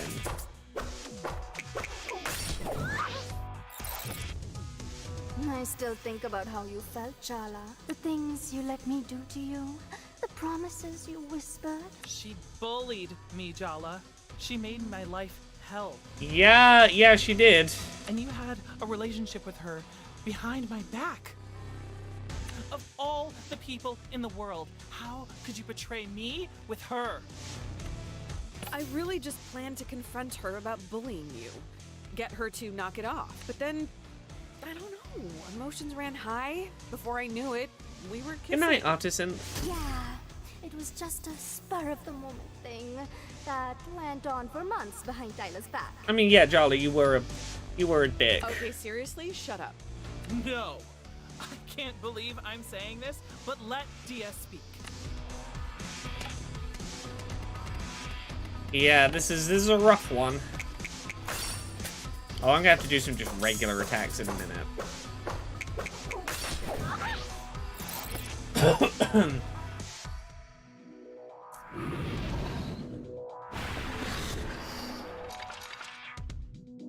so sorry, Tyler. I didn't mean to hurt you. Why do you always look at me like I'm about to bully you? Spare Shahrukh. He's innocent. I'm the one at fault. I will bear my guilt for eternity. Come on, Irfan isn't that weepy and self-righteous. Close enough. The entire school found out that you cheated on. It wasn't just a betrayal. It was a humiliation. You're an expert at taking people's dignity, aren't you, John? Daria Morgan, thank you very much for the 17 months of sub. Thank you. How you doing? I still found a way to swallow my pride and take you back. I made so many excuses for you. But that was the first time I regretted loving you. Not the last. That was the first time I regretted loving you. There's some just very effectively written lines of dialogue in this. Maybe we should have ended things then. It would have been cleaner. I'd have saved myself a lot of heartbreak. But we'd have missed out on a lot too. Are you so sure the good memories are worth all the bad ones?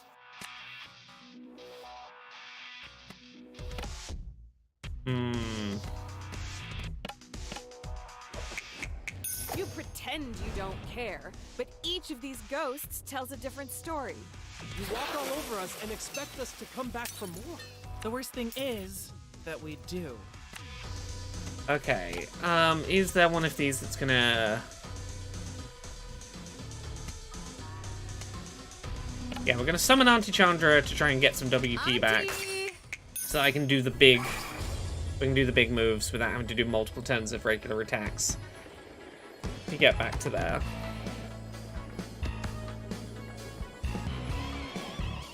So that we can capitalize on attacking while the taunt is up.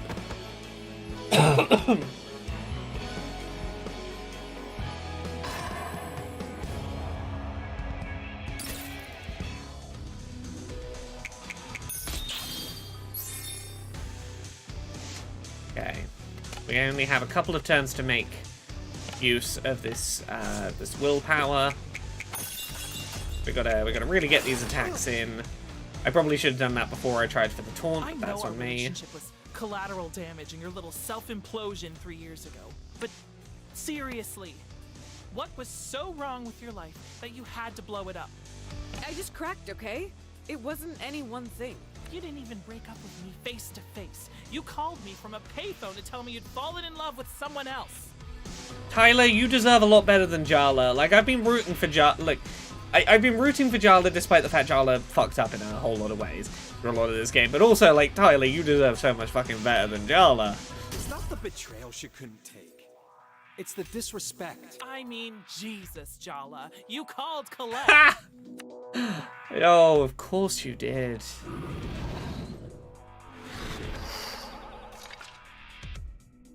This has gone on long enough. Tyler doesn't need you anymore, Jala. She's got me looking out for her.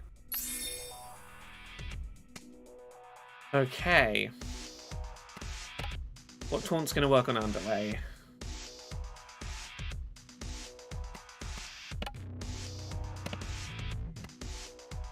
Shocking taunt? I know, but you replaced me with Andale, with my parents. Even my sister talks to you more now. And whose fault is that, Jala? Yeah.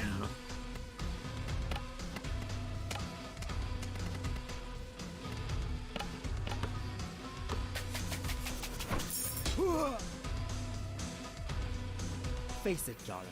You're jealous that Tyler has me in her life now. How does it feel to be replaced? It's a good thing that Tyler has someone in her life she can count on. You've been there for her. I'm grateful to you, Andale. How dare you be gracious about this?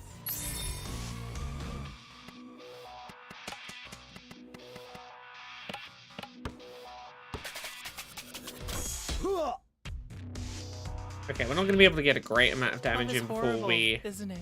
run out It's of so WP. demeaning. Every bit of self-worth and dignity you have, you can just throw it all away. The way Tyler is talking is reminding me of a quote. I don't know the original origin of it, but I know it turns up in book Gender Euphoria in one of the very last essays in the book. Talking about the fact that, like, one of the most horrifying things about love is that you have to be vulnerable, and the terrifying beauty that is being seen it's giving me that kind of vibe. It's the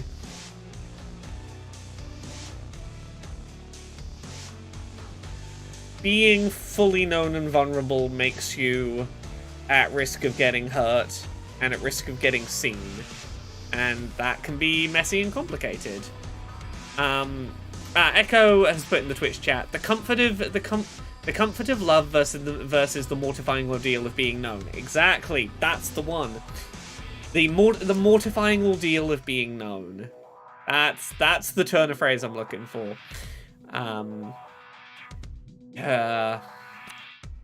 Right.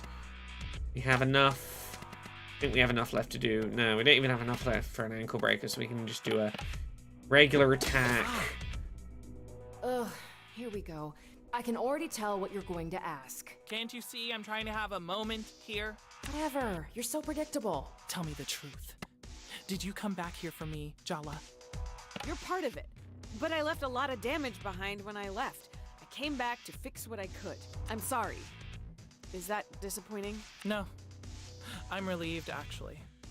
Maybe we can work out a way to coexist without being the center of each other's worlds. I mean, really? We were a complete disaster together, weren't we? Yeah, but that doesn't mean we couldn't be better together. It'd almost be funny if I didn't still want to cry every time I look at you. Oh, Tyler. You deserve so much better. Oh, we're actually fighting you. Okay.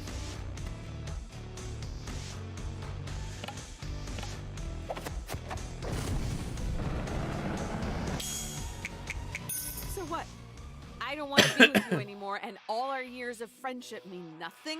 You didn't just leave me, Jala. You incinerated us.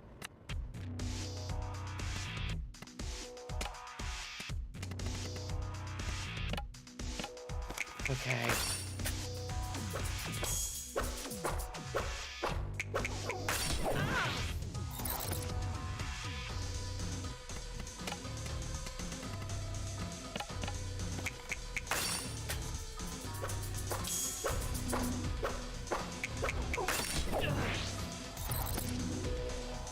Aren't you both tired of all these half-truths and evasions? As usual, it's... You want to know who she really is, Tyler? How she really feels about you? I'll tell you. You deserve to know. Maybe that'll help set both of you free. Arnie! If Jala wants to tell me, she can tell me herself. Yeah, Jala.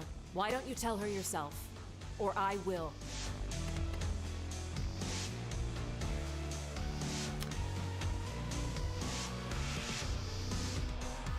I was careless, is I think the honest answer for Jala. It's not that you were too young. A lot of people have relationships at that age and don't fuck up in the ways that you did. It's not that you were too intense.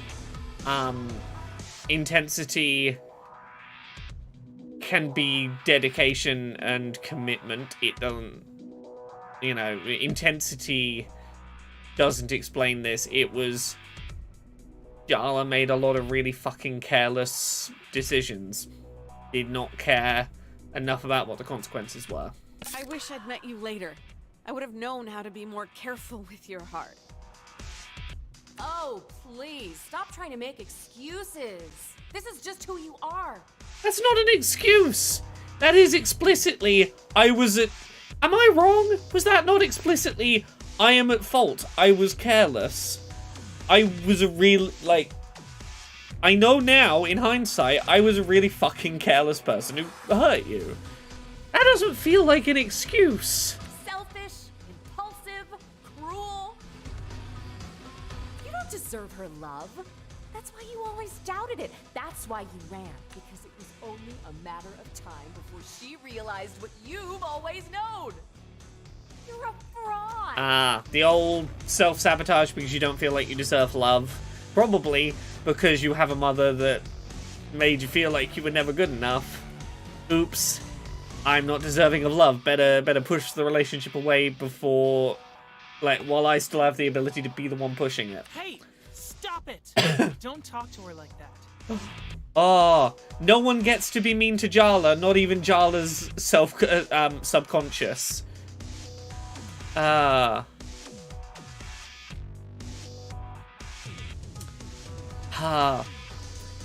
one's allowed to be mean to you, even you. I'm her. Don't you get it? I'm inside her head. You think you know her? You're wrong. Arnie, please, stop it. You want to know the real secret? What we know that you don't, what we've always known. You never loved her. Not the real her. No one could. You made me feel like I wasn't good enough for you. That wasn't an accident. It was deliberate. feeling not good enough for your partner isn't an excuse for the way Jala behaved. There are multiple ways that not feeling good enough for a partner can manifest. It can manifest like this for sure. It could also manifest as seeking constant reassurance or going overboard, trying really hard to feel deserved. You know, there's a lot of ways it can manifest, but like it doesn't excuse the way Jala acted. Like there's plenty of people who have those kind of doubts and that kind of baggage who don't go repeatedly cheat on that partner. Oh, I took a fucking emotional damage.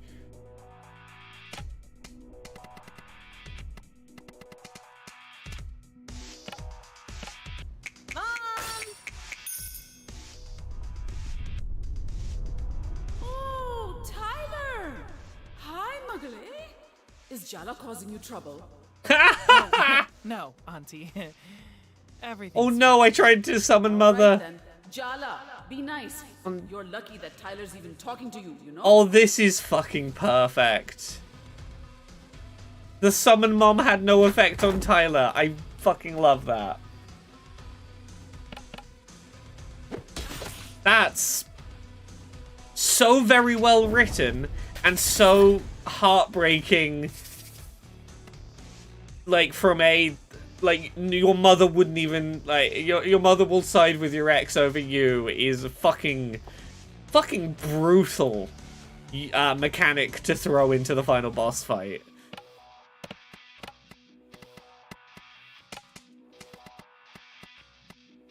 Okay.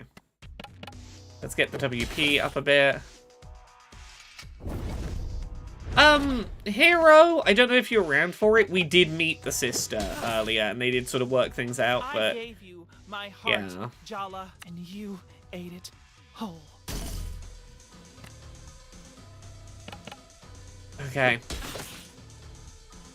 We're just gonna brute force this, I think.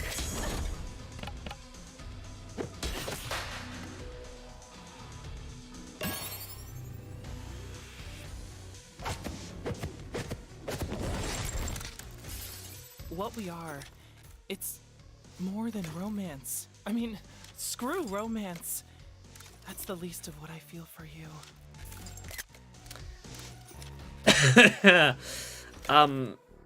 That's some good queer content No, right here. Please. Stop. I'll start getting ideas. I can't forgive you for breaking my heart. I don't think I can ever trust you with it again. But I wasn't just your ex. We were best friends. You're my family. That part of me will always love you. I'll always love you, Tyler. I'd say you're my soulmate if I believed in that kind of thing. No more ghosts, okay?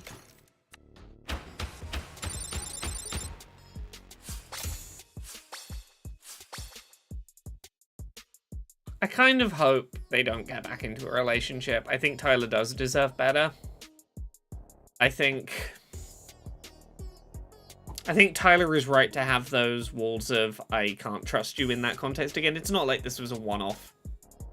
This was a pattern, and I'm glad they're talking. Oh.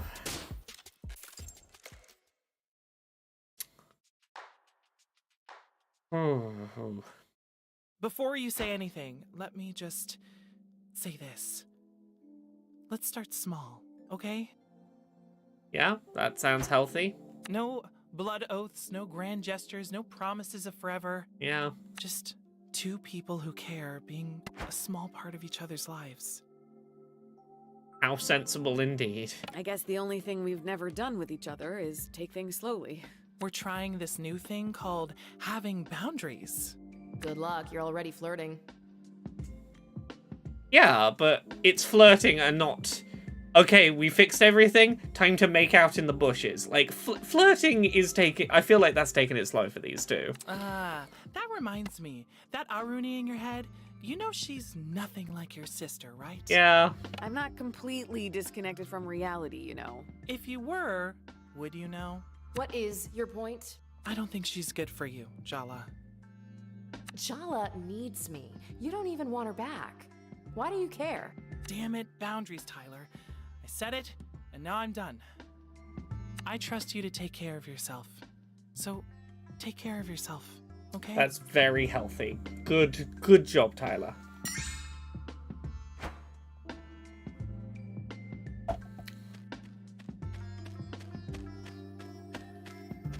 I don't know how much there is left now. There's presumably, I'm guessing, meeting Grandma and having the wedding is basically it. I really do feel like we are right at the precipice at the end of this. That went better with Tyler than I thought it would. I can be happy with that. Are you done for the day? Yeah, we do need to know the identity of the bear. Jala. Sure thing, Dad. Well, I'm going out with Chandra. We should talk in the morning, Jala. I still think the bear is our sister's fiance. Not too cryptic. Night, Jala.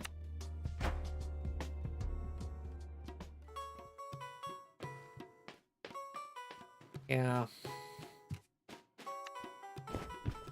So, a little birdie told me today was a big day for you. Yep. It's me. I'm the birdie. Oh, the lesbian aunt just hopping out of nowhere like, it was me. I was the gossip. This is immaculate energy. Like, this is the role I want to eventually have in my family, is just hopping out from behind the sofa being like, it's me. I did it. Hello. I am here. Auntie? Uh-huh. Rukmini overdid it with the cocktails tonight. I brought her home safely. While I was here, I thought I'd help my little brother cope as well.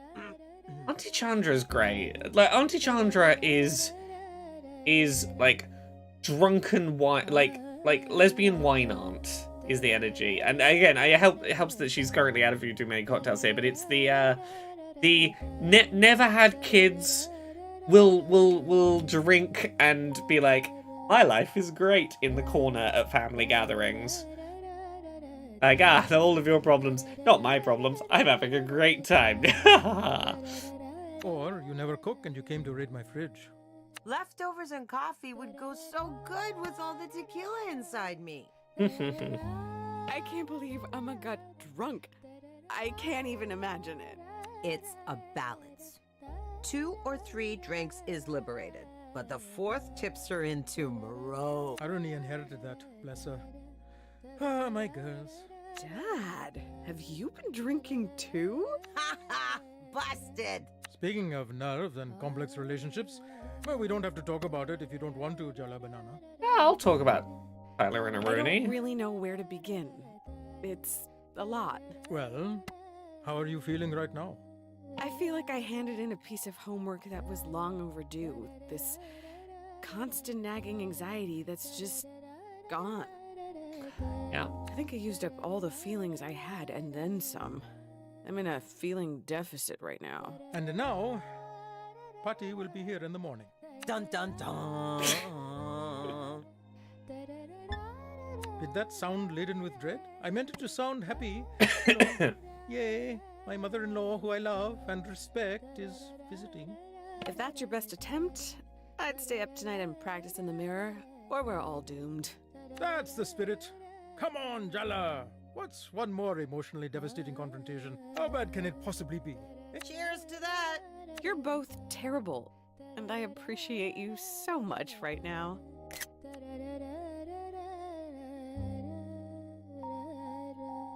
This game's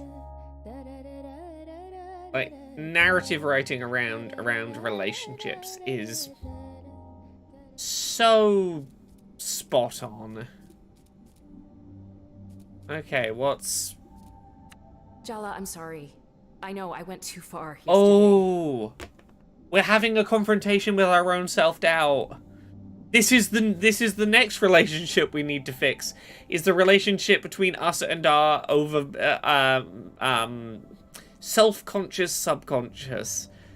I took over, I made you say things you didn't want to say. I shouldn't have done that. No, it's my fault. I've let this go on too long. The inner critic, yeah. I need to let you go. Oh, just like that, huh? After everything I've done for you. You think if you cut me out, you'll be whole? You can push me down so deep that you can't hear my voice, but I'll still be there, waiting. In the dark. I'm part of you.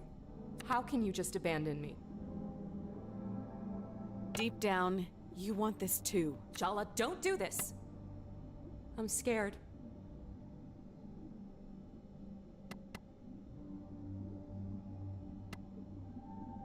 Definitely not I need you. You're the part of me that couldn't forgive myself. The mistakes I made, the people I hurt. I pushed them onto you. I couldn't live with myself, so I had to invent you. You needed someone to blame. I never resented you for that. You're not a monster, and neither am I. You've carried the burden of my responsibility long enough. I can take it from here. Thank you for everything you've done. You're a part of me. You'll always be a part of me. Stop blubbering and just do it, Jala. All this sentimentality is giving me a I headache. really like this as a framing device. Couldn't have hallucinated a better sister. Goodbye, irony. Goodbye, Jala.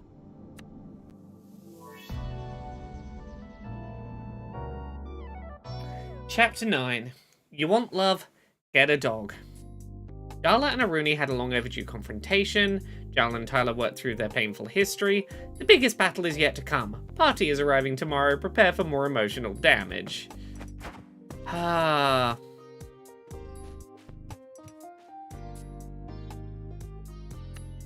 I'm glad you two have made up. We were ordered to. Now that's exactly the sort of comment your grandmother will pounce on. I'm asking you to be on your best behavior. I am begging you. Can you both please do this for me?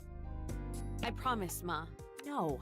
Mom, this is ridiculous. Why do we have to put on a show for Patti? This is not the time for this discussion, girls. Why not? Because she's here. Oh, I've been so curious. Oh! I've been so curious what her vibe was going to be, and, I wasn't ready for, this... My 3 favorite girls, all gathered in this cozy little kitchen.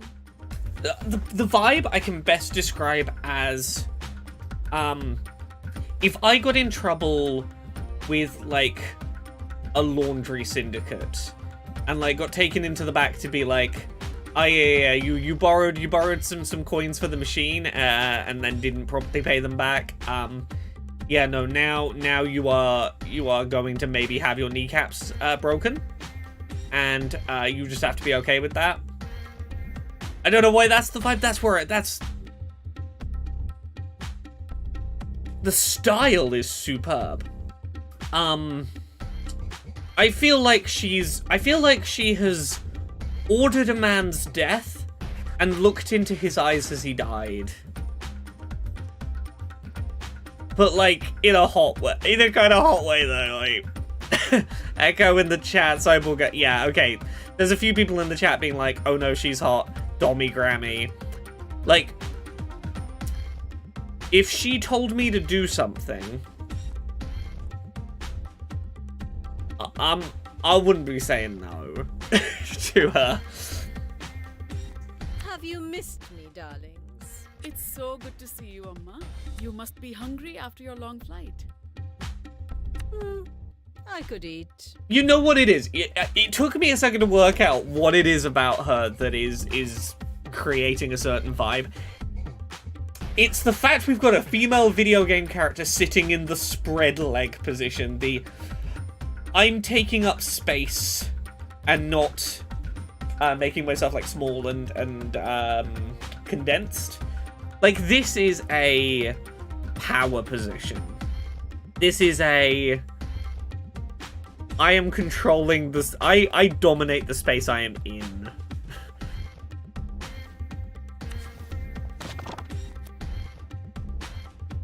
Oh, okay. How about I make parathas for... You've been telling me how much Jala's improved her cooking recently. Oh god, I have to cook well for her How now. about you show us what you've learned from your mother, Jala? But, Amma... Don't tell me you don't even trust her to make parathas, Rukmini. What do you say, Jala? Oh no, Pati. Mom's the expert. You wouldn't want to eat substandard parathas your first day, would you? So that's how well your mother taught you, is it? How disappointing. Of course. I'm so glad I came home for this. It's not uncomfortable at all. Stop making silly jokes, Aruni. Pati might misunderstand your strange sense of humor. I understand it perfectly. Do not embarrass me, Jala. What are you mumbling over there? I was just... A grown woman like Okay. her. You need to ask. Surely you know to always wash your hands before you cook, Jala? Of course I do. I'm an American, not a heathen. See, Rukmini, you have to stop babying your children. How will they develop any independence? Yes, Ma. Interesting. Let's go. Let's go. Let's go. We're going to impress her so much. There, whisk the flour and... You should sift first, or it'll be lumpy. Yes, Pati. Such an obedient child. Your mother had such a smart mouth at your age. Jala? Oh, sure, yeah. That's my little sis. I see who did inherit your smart mouth, Rukmini. Just sieve the flour, Jala.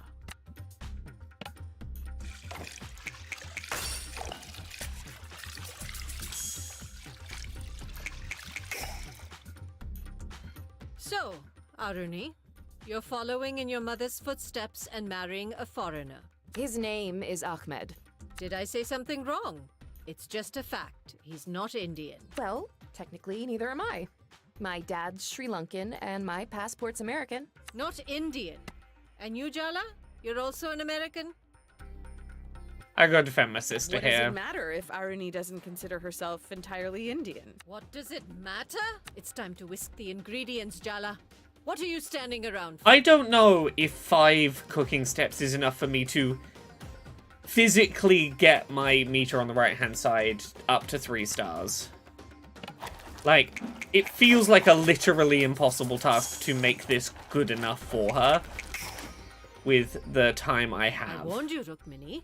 If you take these girls to America, they'll be ruthless. Thousands of years of history and culture reduced to Bollywood movies and pretty outfits. I don't even like Bollywood movies. They barely even speak Tamil.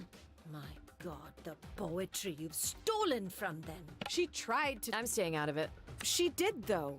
We just didn't want to learn back then. You're telling me my daughter, a teacher by profession, failed to engage you in learning your mother tongue? And it's not her fault? Told you to stay out of it. Girls, please. We used to stay up so many nights, drinking endless cups of tea and quoting poetry to each other. Didn't you want to have that with your own daughters? Don't tell me you don't grieve the loss of it. Time to incorporate the oil into the flour, Jala. Huh. You haven't changed at all. The technique's important here. Oh, God. God, there is no way I'm going to be good enough for her. Like, there is not going to be any world in which I can, like, literally cannot please her. Looks good, Jala. Now roll out the dough. Looks good. This shoddy job. Do it again, Jala, and pay attention this time. Sorry, Pati. I was distracted. This house is in such a state of domestic disorder. It's a Oh, wonder that's how I'm anyone going to could get to 3 anything stars. Is additional steps are going to Do keep it being again. invented. Drop. They're just going to make me redo steps over and over, and that's how I get the extra time to try and get the 3-star. Now, no. You just stand there. I'll teach Jala the proper way to make parathas. Hero in the Twitch chat says, I love this, mechanically building in the disappointment.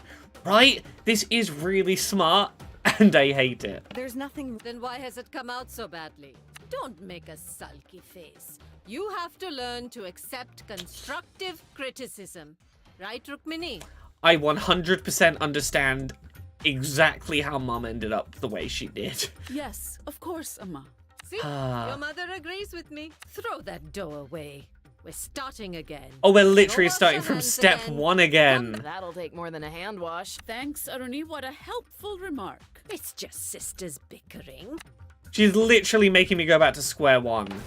God damn it, this is a fascinating bit of, like, meshing narrative and mechanic. Phew. Very good. What's this I hear about you taking a sabbatical year before college, Jala? How you can take a sabbatical before you even begin, I don't know. Have you started applying for the new semester? It's not a sabbatical year, Patti. I'm not going to college. You really Wait. Sorry. Did I hear that correctly? You're not going to college? What is going on here, Rukmini? It's an ongoing discussion. You've been lying to me. Clearly, everything is not fine in your house.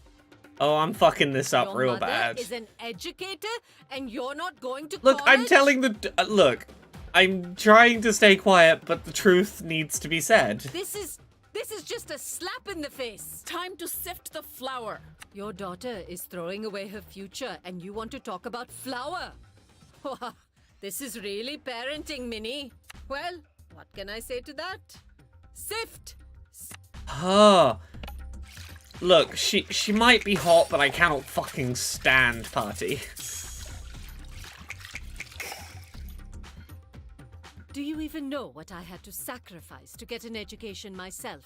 To get my daughter educated? She could have done her post-graduation, done a PhD, used that brilliant mind of hers. Instead, she threw it all away to marry that man and become a teacher here in this backwater American town. She married the only nice person in this fucking family. She married, like, her marrying the man she married is the best decision she ever made. That man is my dad. And what's wrong with being a teacher? Nothing, if that's the highest you can reach. You don't even know how smart your mother is. What a waste of her all this is. I made my decision a long time ago, Amma.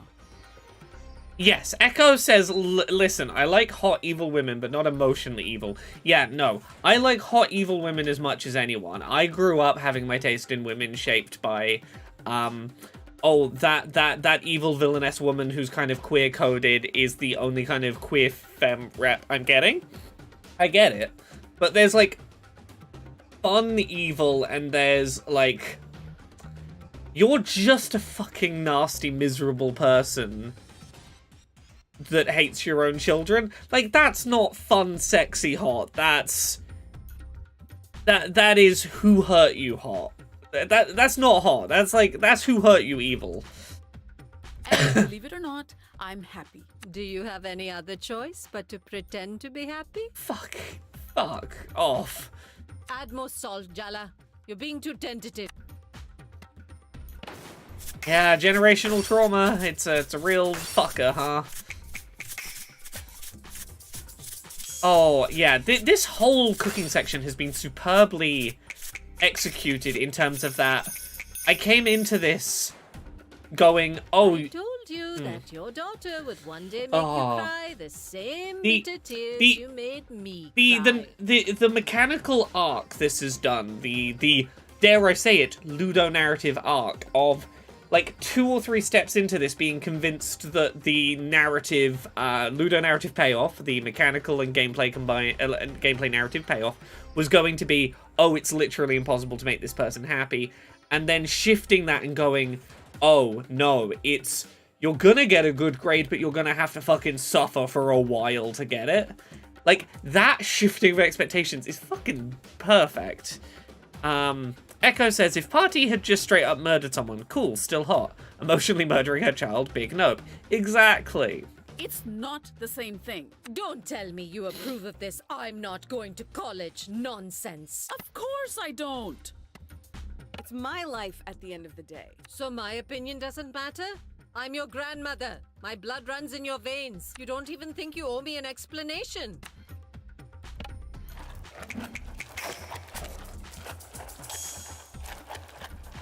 God damn this.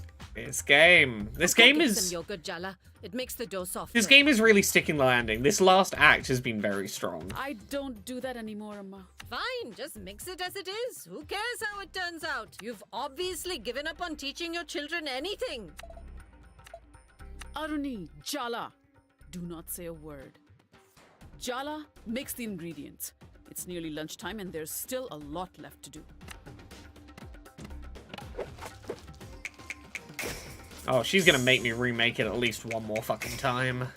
No, none of this is about the goddamn Parathas. Pati, you just want to find fault with everything Mom does, and you're taking it out on Jala. Oh, Aruni, thank you for finally stepping in and also saying something so I'm not the only villain in the room. Is this how you've taught your children to speak to their elders? Aruni, be quiet. Aruni's right.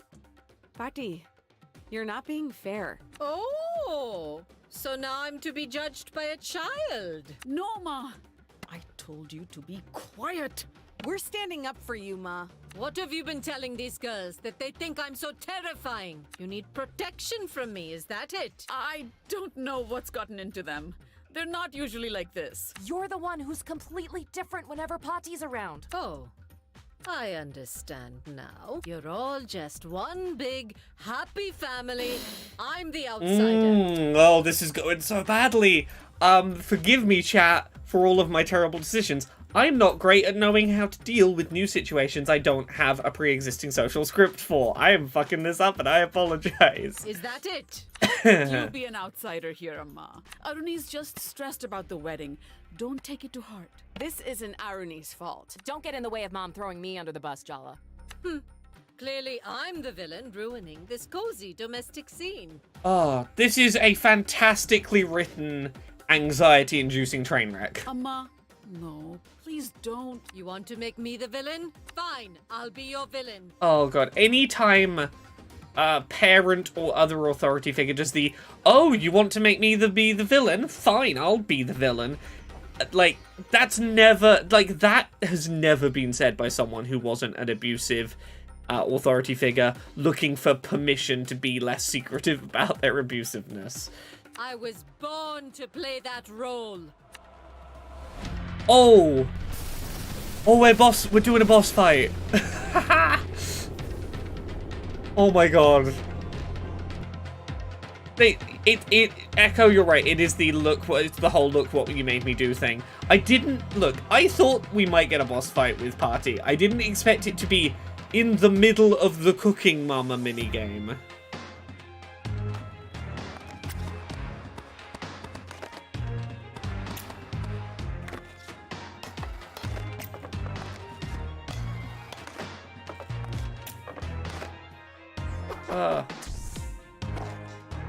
Okay, I can do this. What I'm gonna do is... I needed to side hop. Sorry, yeah. I know how to do this. We're gonna do it, it's gonna be great.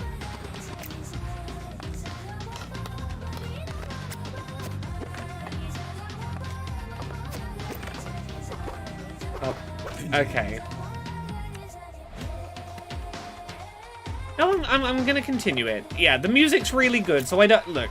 I know it's kind of impacting the narrative pacing, but I kind of want to do this skate section because the soundtrack's cool and I'm having fun. I know I can do it.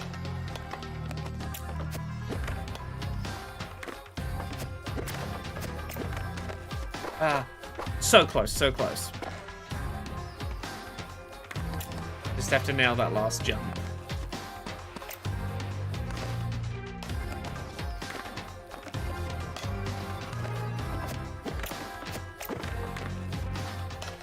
Look around, Jala. I exploded this domestic dream because I want to wake you up. Oh, okay. I wasn't ready for there to be suitors on the grind rail. Because I want to wake you up. I have to dodge all of Grandma's suitors.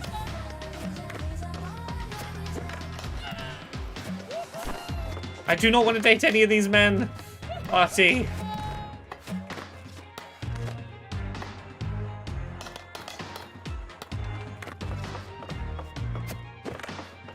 Don't you dare sleepwalk into this life.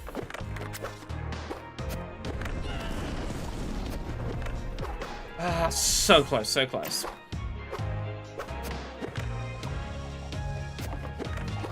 Okay, yeah, I've got a left jump straight off it. Oh, I like this vocal line a lot.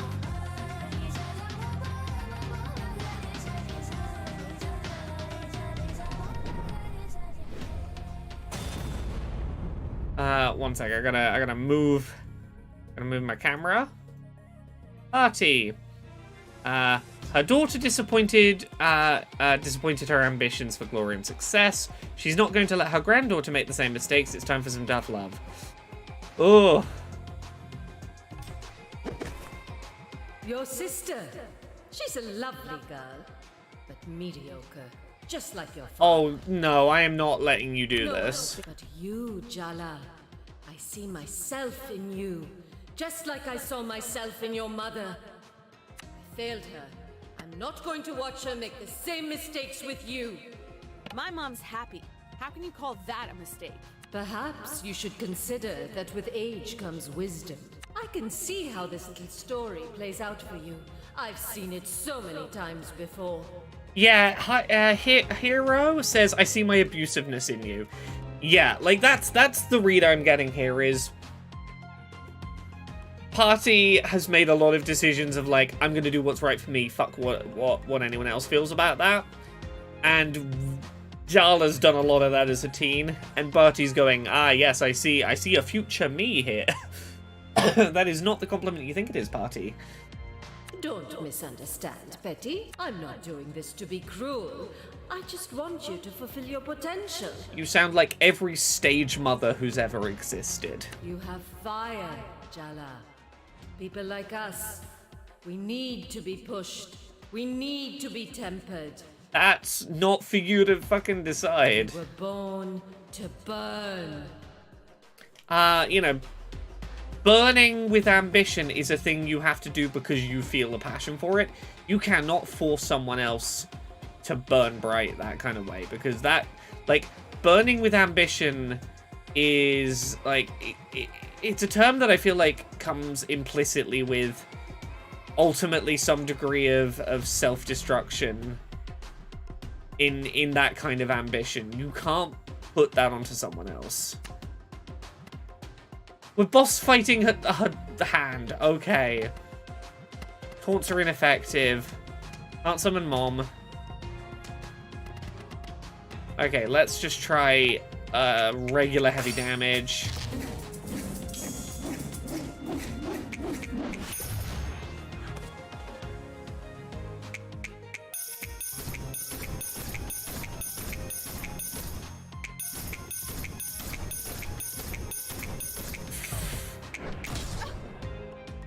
Okay, I think I did pretty well there.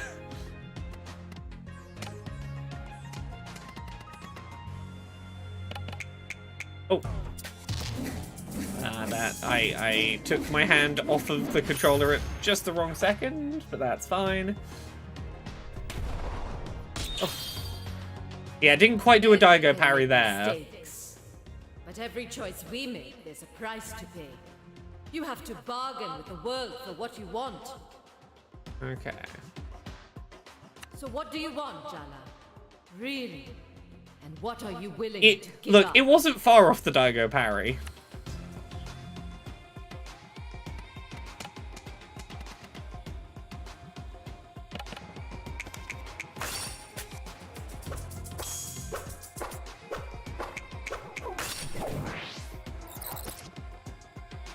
You think I sent you those suitors because I wanted you to choose one of them?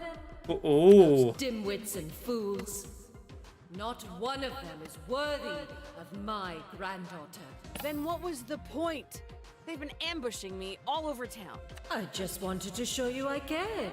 That I was thinking of you. By trying to push people I didn't want and you didn't want me to have into my life? Cyborg Girl, I don't think we can summon Mom.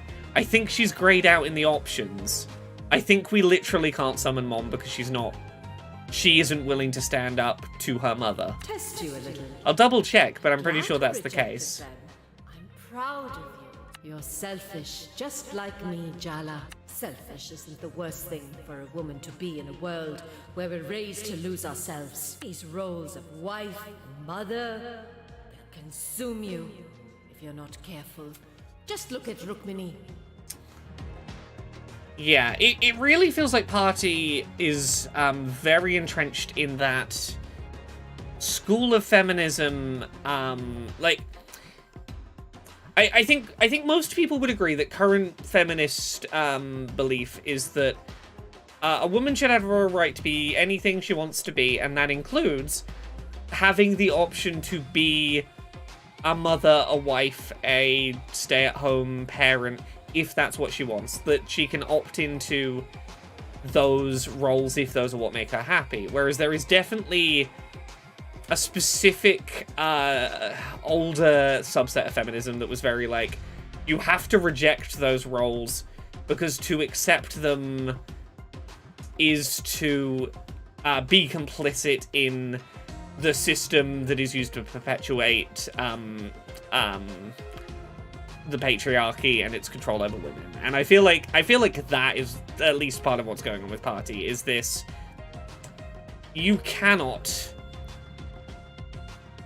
settle for roles that are considered feminine, even if they're what make you happy, because that's not. We have to push beyond that. Echo says, I can see where she's coming from, but it's also very fuck you got mine feminism. Yes, it's the things that I am suggesting we should encourage women not to do are things I conveniently already don't want to do, and therefore, like, I get to be what I want, but what you want is hurting women if that's what you want as a woman. Like, yeah.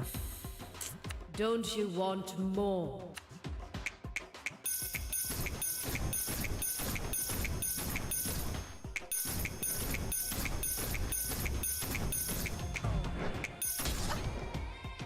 I missed the jump still. I almost got that good parry going.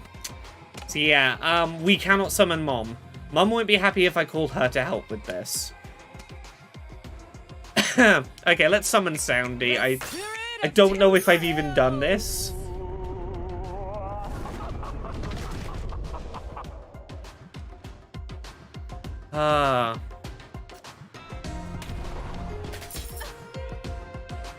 Don't you understand, Jala? Inajuju says, she is native to India, right? So her view of all of this would be different. The social pressures of a woman in India is much harsher than America. Doesn't justify, but helps explain. Yes, I think that is also very fair. I think it is fair to note that that idea of a woman can be anything, including the things that a stereotype says a woman might be, is easier to have when you've reached a different place. That is definitely not a position that is where every culture's journey for women's rights is at. Yeah, all of these attacks are really fucking hurting. We're not safe. We're dangerous. People like us will never. Yeah, be I don't know how I satisfied can win playing this it fight. safe. Party is really fucking strong. I think what I need is Aruni and my mother to come in and help. I feel like this fight is unwinnable by myself. Auntie! I literally don't think I can win this alone.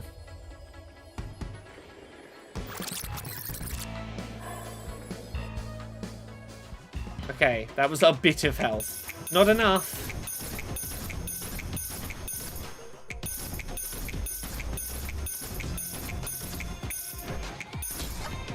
Oh, almost did the full block that time.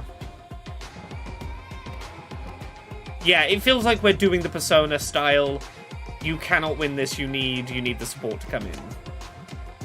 That's not going to stop me from, like, trying to solo it. I'm going to do my best.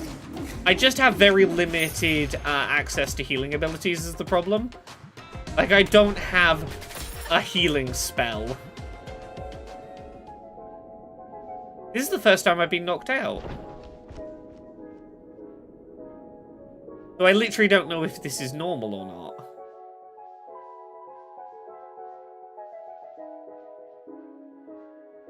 Oh. Oh, we're doing the... There's other stuff that's done it, but the example in my head is turning red. The conversations with the mother in the mirror. No, it's not Mum. It's all of them. Okay. The women in your family, they're all terrifying.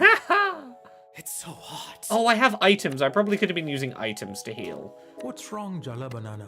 If I need to restart this, I need to remember I have healing items. That's the thing I forgot that first attempt. She's too strong. I can't find a single weakness. It's all right to need a little help from the people who love you, you know. You're not alone. And it's not just yourself that you're standing up for, right? Don't underestimate. Oh. Oh, and they're all giving me I hate to say items. this, but I'm proud of you. I caused house exploding drama just before your wedding. Yeah, we're doing Persona. Okay. Some drama's necessary, like draining the pus from a wound. So get back up there, and don't you dare back down. Jala's Banana! Like Dad's nickname, Jala Banana. Jala, I'm cheering for you. I hope I grow up to be your grandma. What is that crown? And how do I... Are you giving me, like, cool gear to equip suddenly?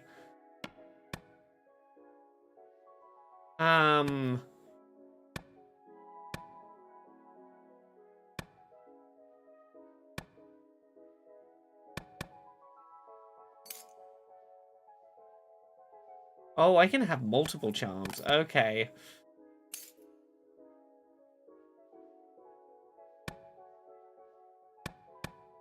Oh, that takes up 3. Okay.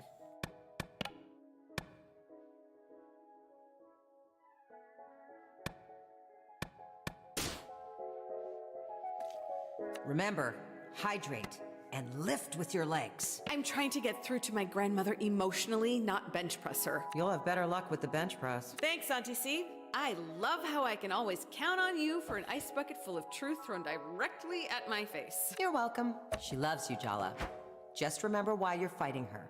It's not to win. My grandmother is the sweetest, kindest woman you could ever imagine. But that's probably a story for another time. Family's Cool. Thanks. You're not alone, Jala. I promise. I'm right here with you. Our family, our heritage, their roots, tethers. Don't let them be burdens.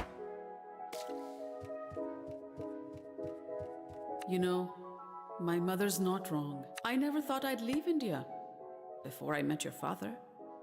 Do you imagine what your life would be like without Dad? Do you wish it was different? It's hard to see anything else but the life I have now. I stopped imagining other lives a long time ago. Isn't it better to focus on what is? Maybe. That's why sometimes what my mother says is hard to hear. Don't do this, Jala. Don't fight her. You won't win. I've never seen you back down from a confrontation before. I don't get it. You're like me, Jala. People make less sense to me the more I love them. Sometimes I think you're just like me. And other times, I don't know you at all. You'll only get hurt if you go back up there, Jala. Just give it up. The fact that I might get hurt isn't gonna stop me from trying to make things better. I'm not gonna be afraid of getting hurt anymore, Amma. Some fights are worth it, even if you know you can't win. Oh, I like that a lot. Or have I just come back in a new outfit entirely? Can Jala speak across the generational gap and communicate with the terrifying matriarch of her family? More importantly, can she have survived the emotional damage? Well, this is certainly a nightmare of intergenerational trauma, from which we devoutly wish to wake. Tyler? What are you doing here? What do you think? I'm here to help you, dummy. We were having a fight over paratas, but not really paratas. And then the house exploded, and now this! Yeah, but now you have me. No fear, okay? Maybe a few fears. Is Tyler the new voice in my head? Okay. There are now taunts that will work on Amma. Thirsty taunt, definitely not. We can rule that out. Impressive taunt's not gonna work. She's not gonna be impressed by anything we do. Raging taunt, she feels like she bottles her emotions up too much for that. I feel like shocking or heartless. Yeah, let's try shocked taunt. But would you really want her to eclipse you? You love being the one on top. Okay, called it. I read her pretty well.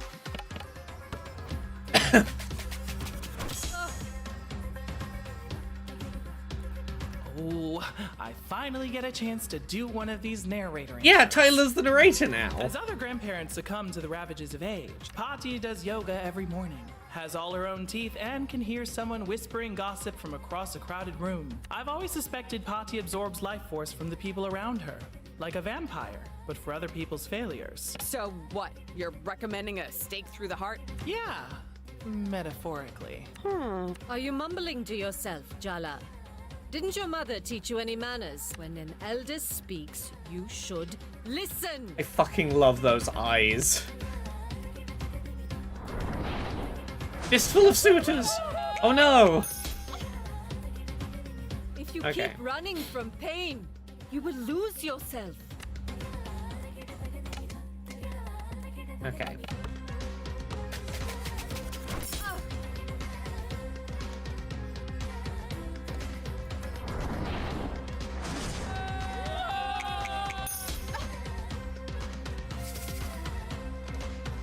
Your mind, your passion, your effort, you spend them all here for them, but you'll never be one of them.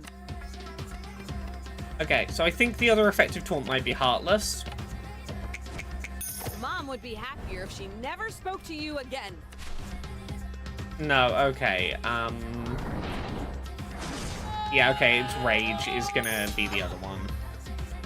Is being It's- happy all you want? You could be so much more. Taunt. Yeah, it's gonna be Raging Taunt. Like, I don't think Impressed is gonna work. You favored Aruni as a kid because she was fair. And you dropped her when I started doing well at school. I pick winners, Jala. That's how we survive. Ooh. Yeah, you should not be thinking about family in terms of winners. Are you enough of a winner to deserve love?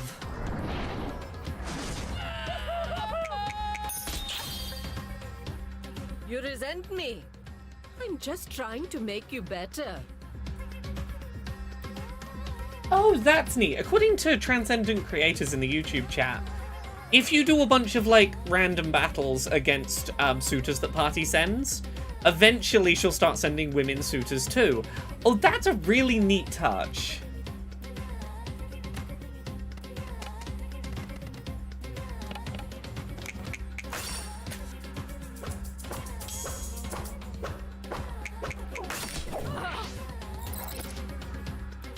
I really thought your mother would come to rescue you by now.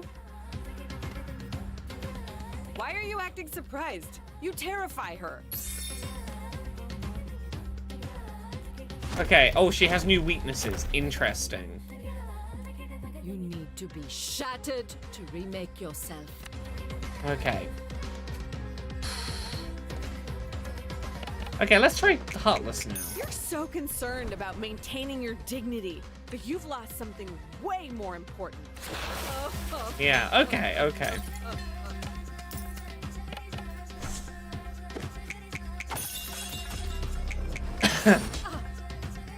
Okay, we're chipping away, we're chipping away.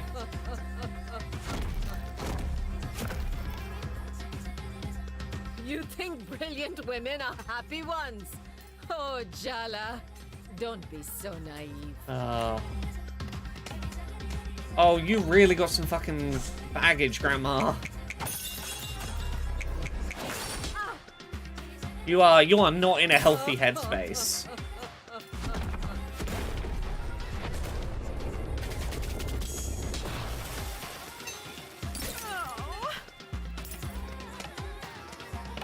Auntie Chandra, help.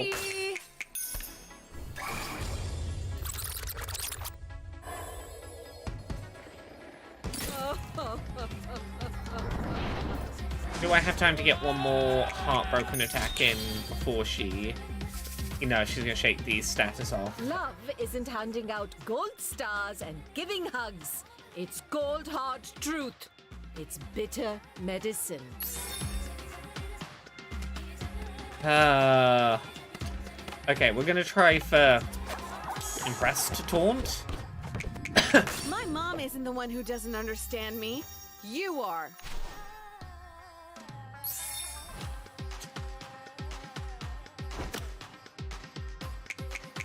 All I want to do is guide you. Okay. It's all been too easy for you. That's why you're so I feel lost. like it's got to be one of the existing taunts from last time that's shuffled back in. Because I don't think it's going to be Thirsty Taunt.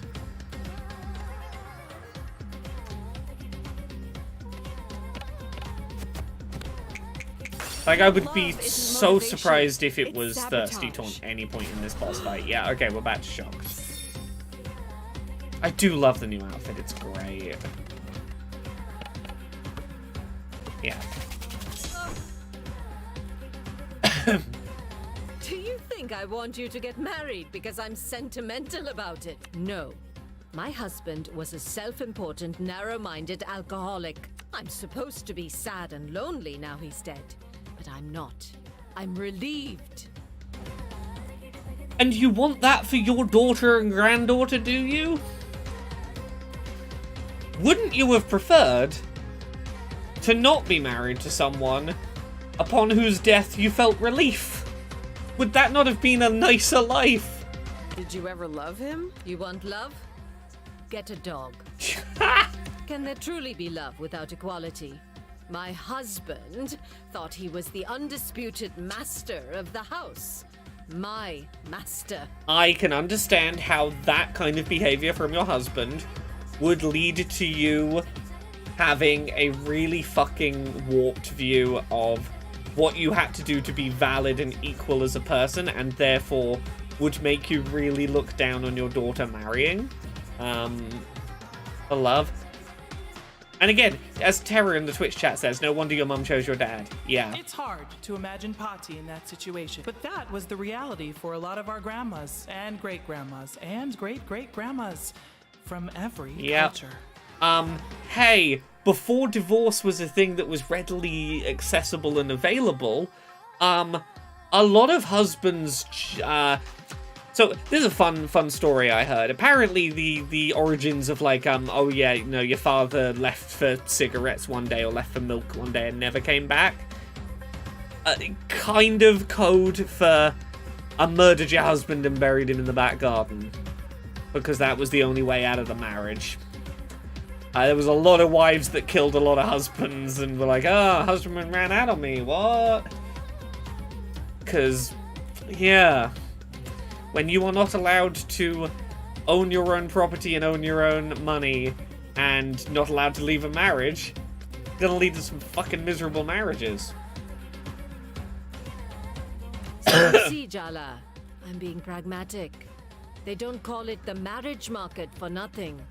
It's a transaction. Party, both time has moved on and also Jala is in a different country.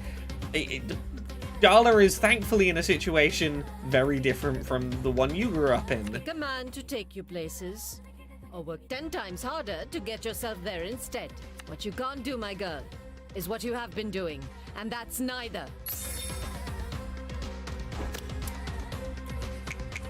The last time you were near a Kanchipuram sari, you peed all over it. I was a newborn. And what were you doing changing my nappies in a silk sari anyway? Echo says that's also why arsenic was known as inheritance powder. Wives would often dose abusive husbands with it over time because in low doses it looks like they've just naturally taken ill. Yeah, there's a lot of stories to that effect. Oh. Dante Sapien says, my great aunt brightened up so much when her husband died. She became this 80-year-old ball of energy. He was very much a man of his time in the worst ways. Saris, just 2. You have no idea the sacrifices I've made. Yeah, but that doesn't mean you should want your granddaughter to also have to suffer the same way.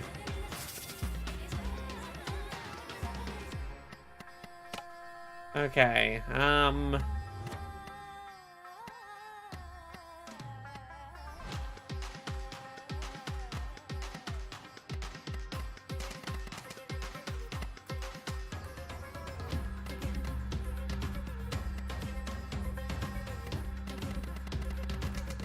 what sort of options do I have? Right down the bottom.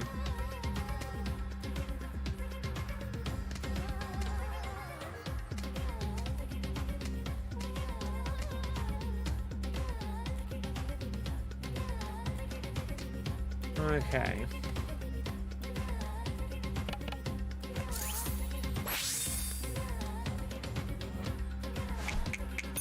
Yeah, the crown was a using item like that.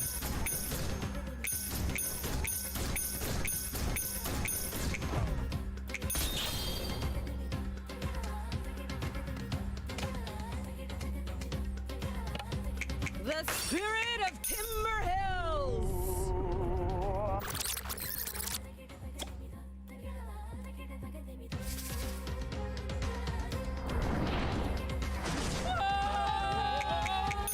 Okay. You think you can pretend your way into the world as you think it should be?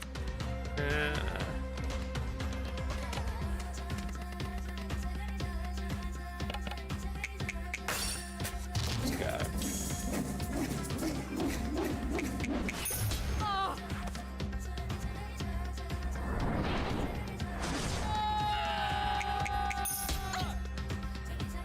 I don't see anything of your father in you. Thank goodness. Seeing some of Jala's father in her would be a bloody compliment. He's a delightful man.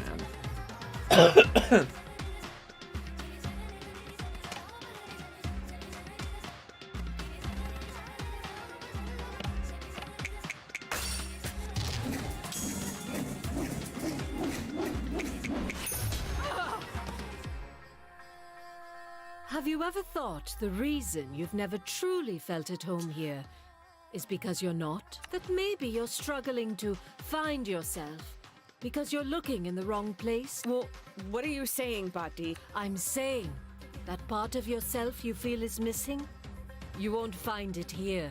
Come back home to India with me, Jala. Restore what was stolen from you. But I've lived here as long as I can remember. My friends, my family, my whole life is here. People transform their lives all the time, Jala.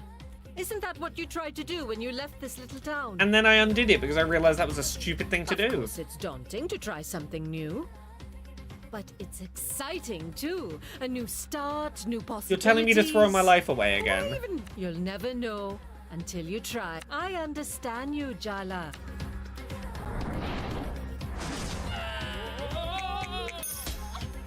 You want me to be attempt to... Your mother abandoned her academics to run off for love. And look at you, the same mistakes. Terra, is there a reason you think this is a bad ending? I feel like this is going to be like every other boss fight we've done, where we eventually get to the end of it and we work through and we have an emotional breakthrough. I don't see anything that tells me this would be different. You're really going to insult me like this in a sari I picked out for you? Your sister's just average. But you?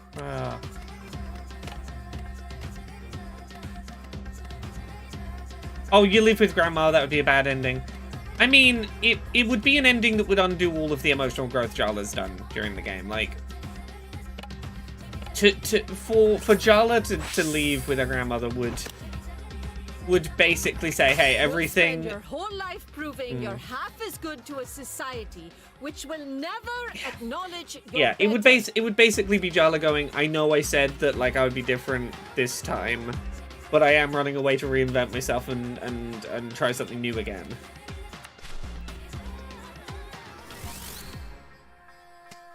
Okay, we're getting there,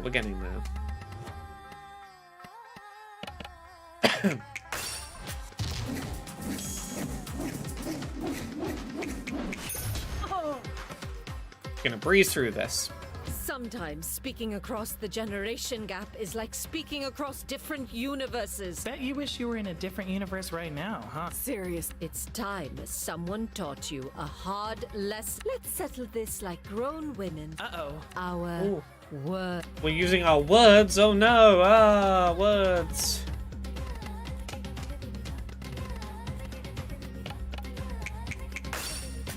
Yeah. Okay.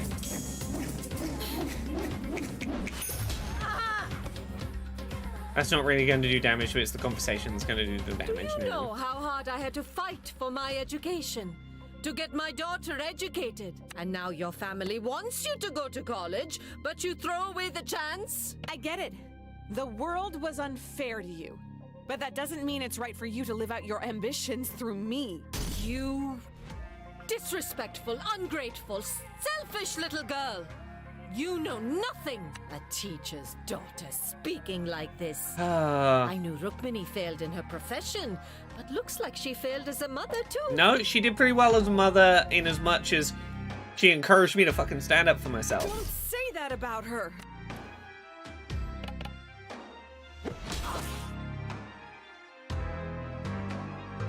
You think you're an American? That you'll ever really be one of them. You'll always be a second-class citizen here. Just say this isn't about me being American. This is about you feeling left behind. You live in this place which feasts on stolen riches and think you're different from these colonizers. Ha! You're even worse, because you've turned your back on your own. I am not seduced by the materialist comforts of the Imperial core. I'm not.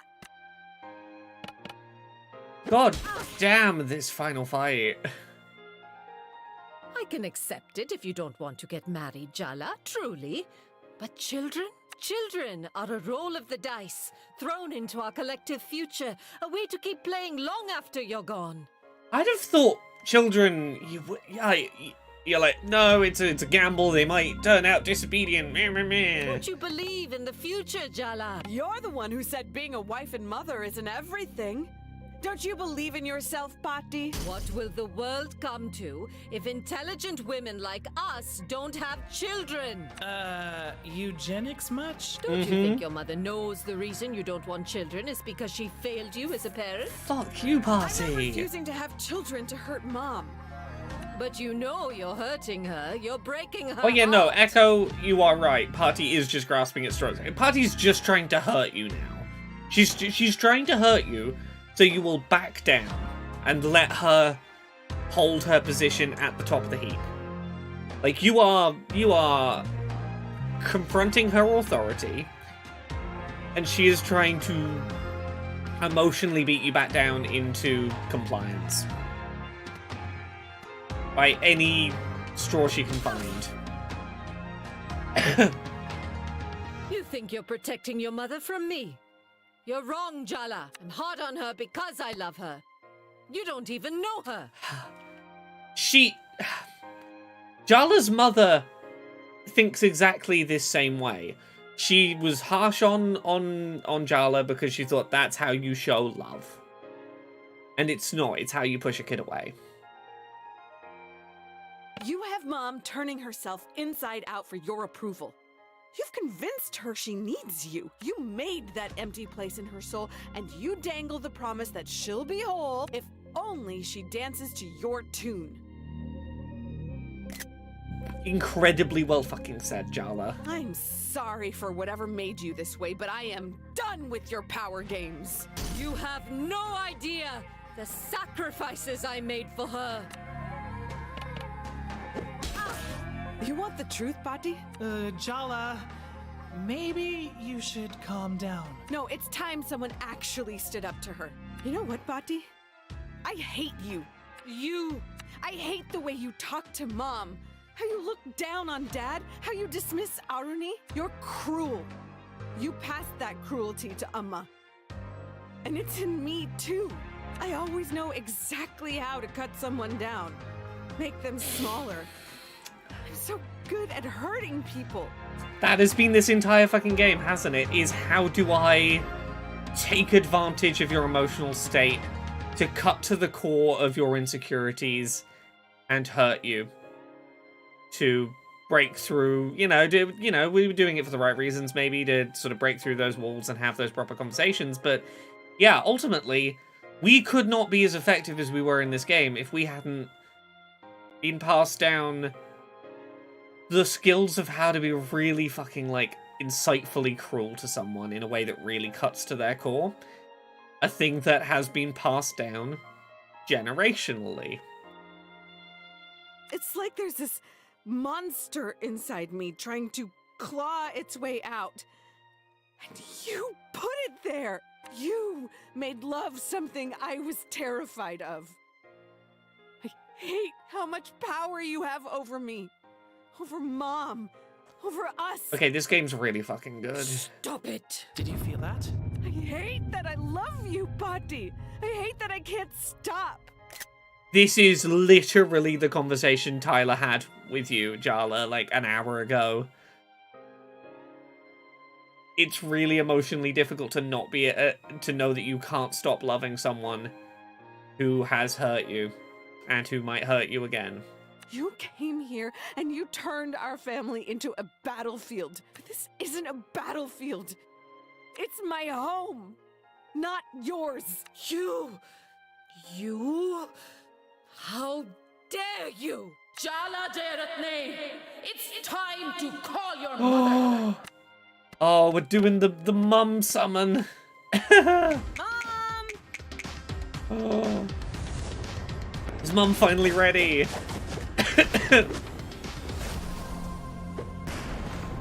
Oh. Oh.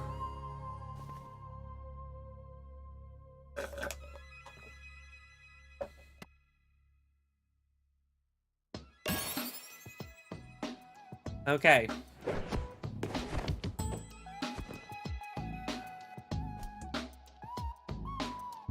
Now she's gonna leave this to... My girls aren't a chance to rewrite the past. They're new beginnings, Amma. We need to let them write their own stories. Yes, I understand. I'll leave after the wedding. You won't have to see me again. Amma, no, that's not what we want. Ah, it's all right.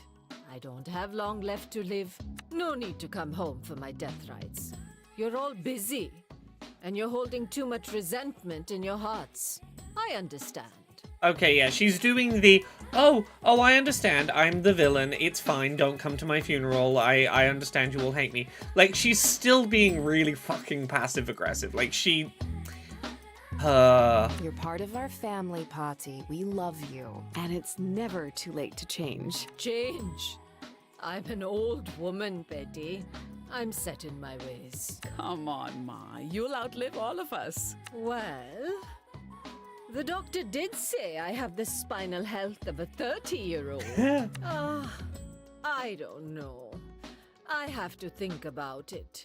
I have to think about many things. She's willing to think about it. That's progress.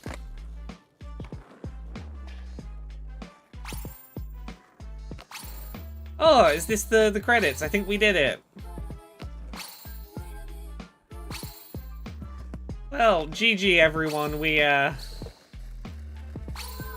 played through Thirsty Suitors. That was a very worthwhile game to play on stream, I think. Look, it had its problems here and there, but I think ultimately it is a very wholesome game.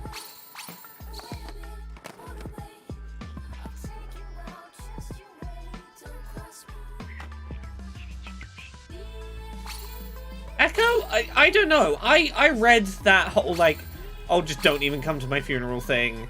I thought that was guilt tripping. It was the, Oh, I'll just... Okay, I understand. I'm the villain. I'll go never be in your life again.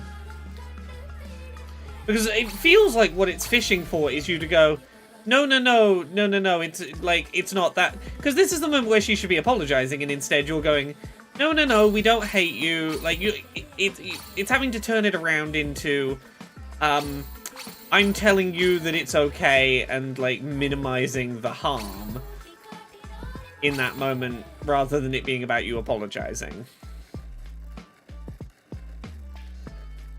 We'll see if there's another cutscene. It's the reason why I'm playing through the credits here, is to see. It does feel like a slightly abrupt ending, maybe, but also, like, I don't hate that. No, okay, I'm glad you got to experience it through the stream, too.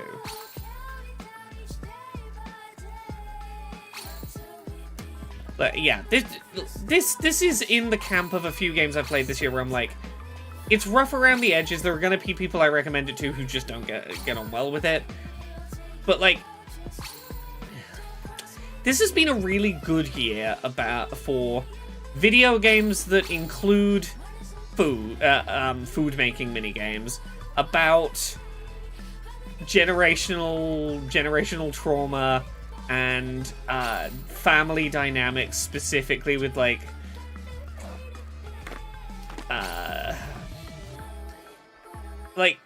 was Venba this year? I feel like Venba was this year as well, and this, I feel like there's some overlaps in, maybe not the tone or the mechanics, but some similarities. Venba was this summer, yeah.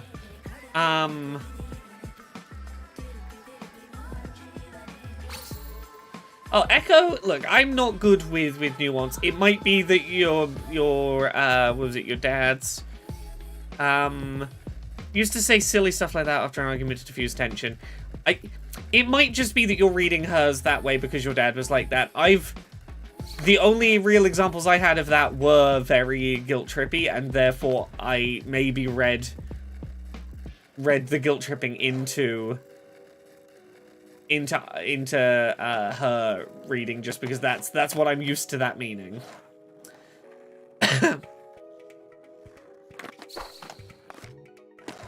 Yeah, it's not like we have past examples of this is a running joke that she does to diffuse the tension. In isolation, it felt... Yeah.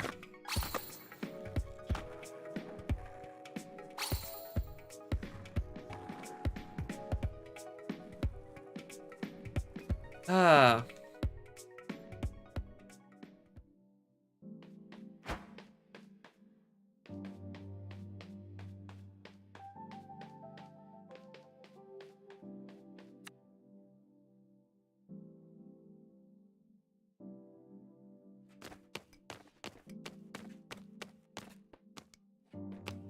Oh, is this little epilogue conversations with everyone?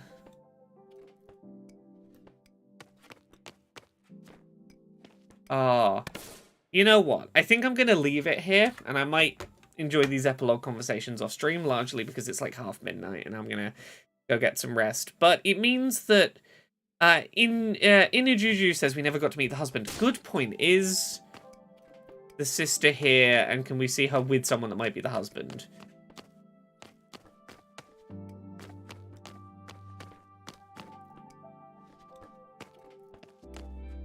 Sister's here, no husband here. Interesting. Yeah, I might do the epilogue off stream myself elsewhere. And additionally, it means that, hey, if you like the look of this game and you want more of it, the epilogues will be new, as well as like the side quests with the exes that over the phone that I didn't really do, and some of the random battles with the suitors. There's stuff you haven't seen if you want to give it a go yourself. Thank you very much.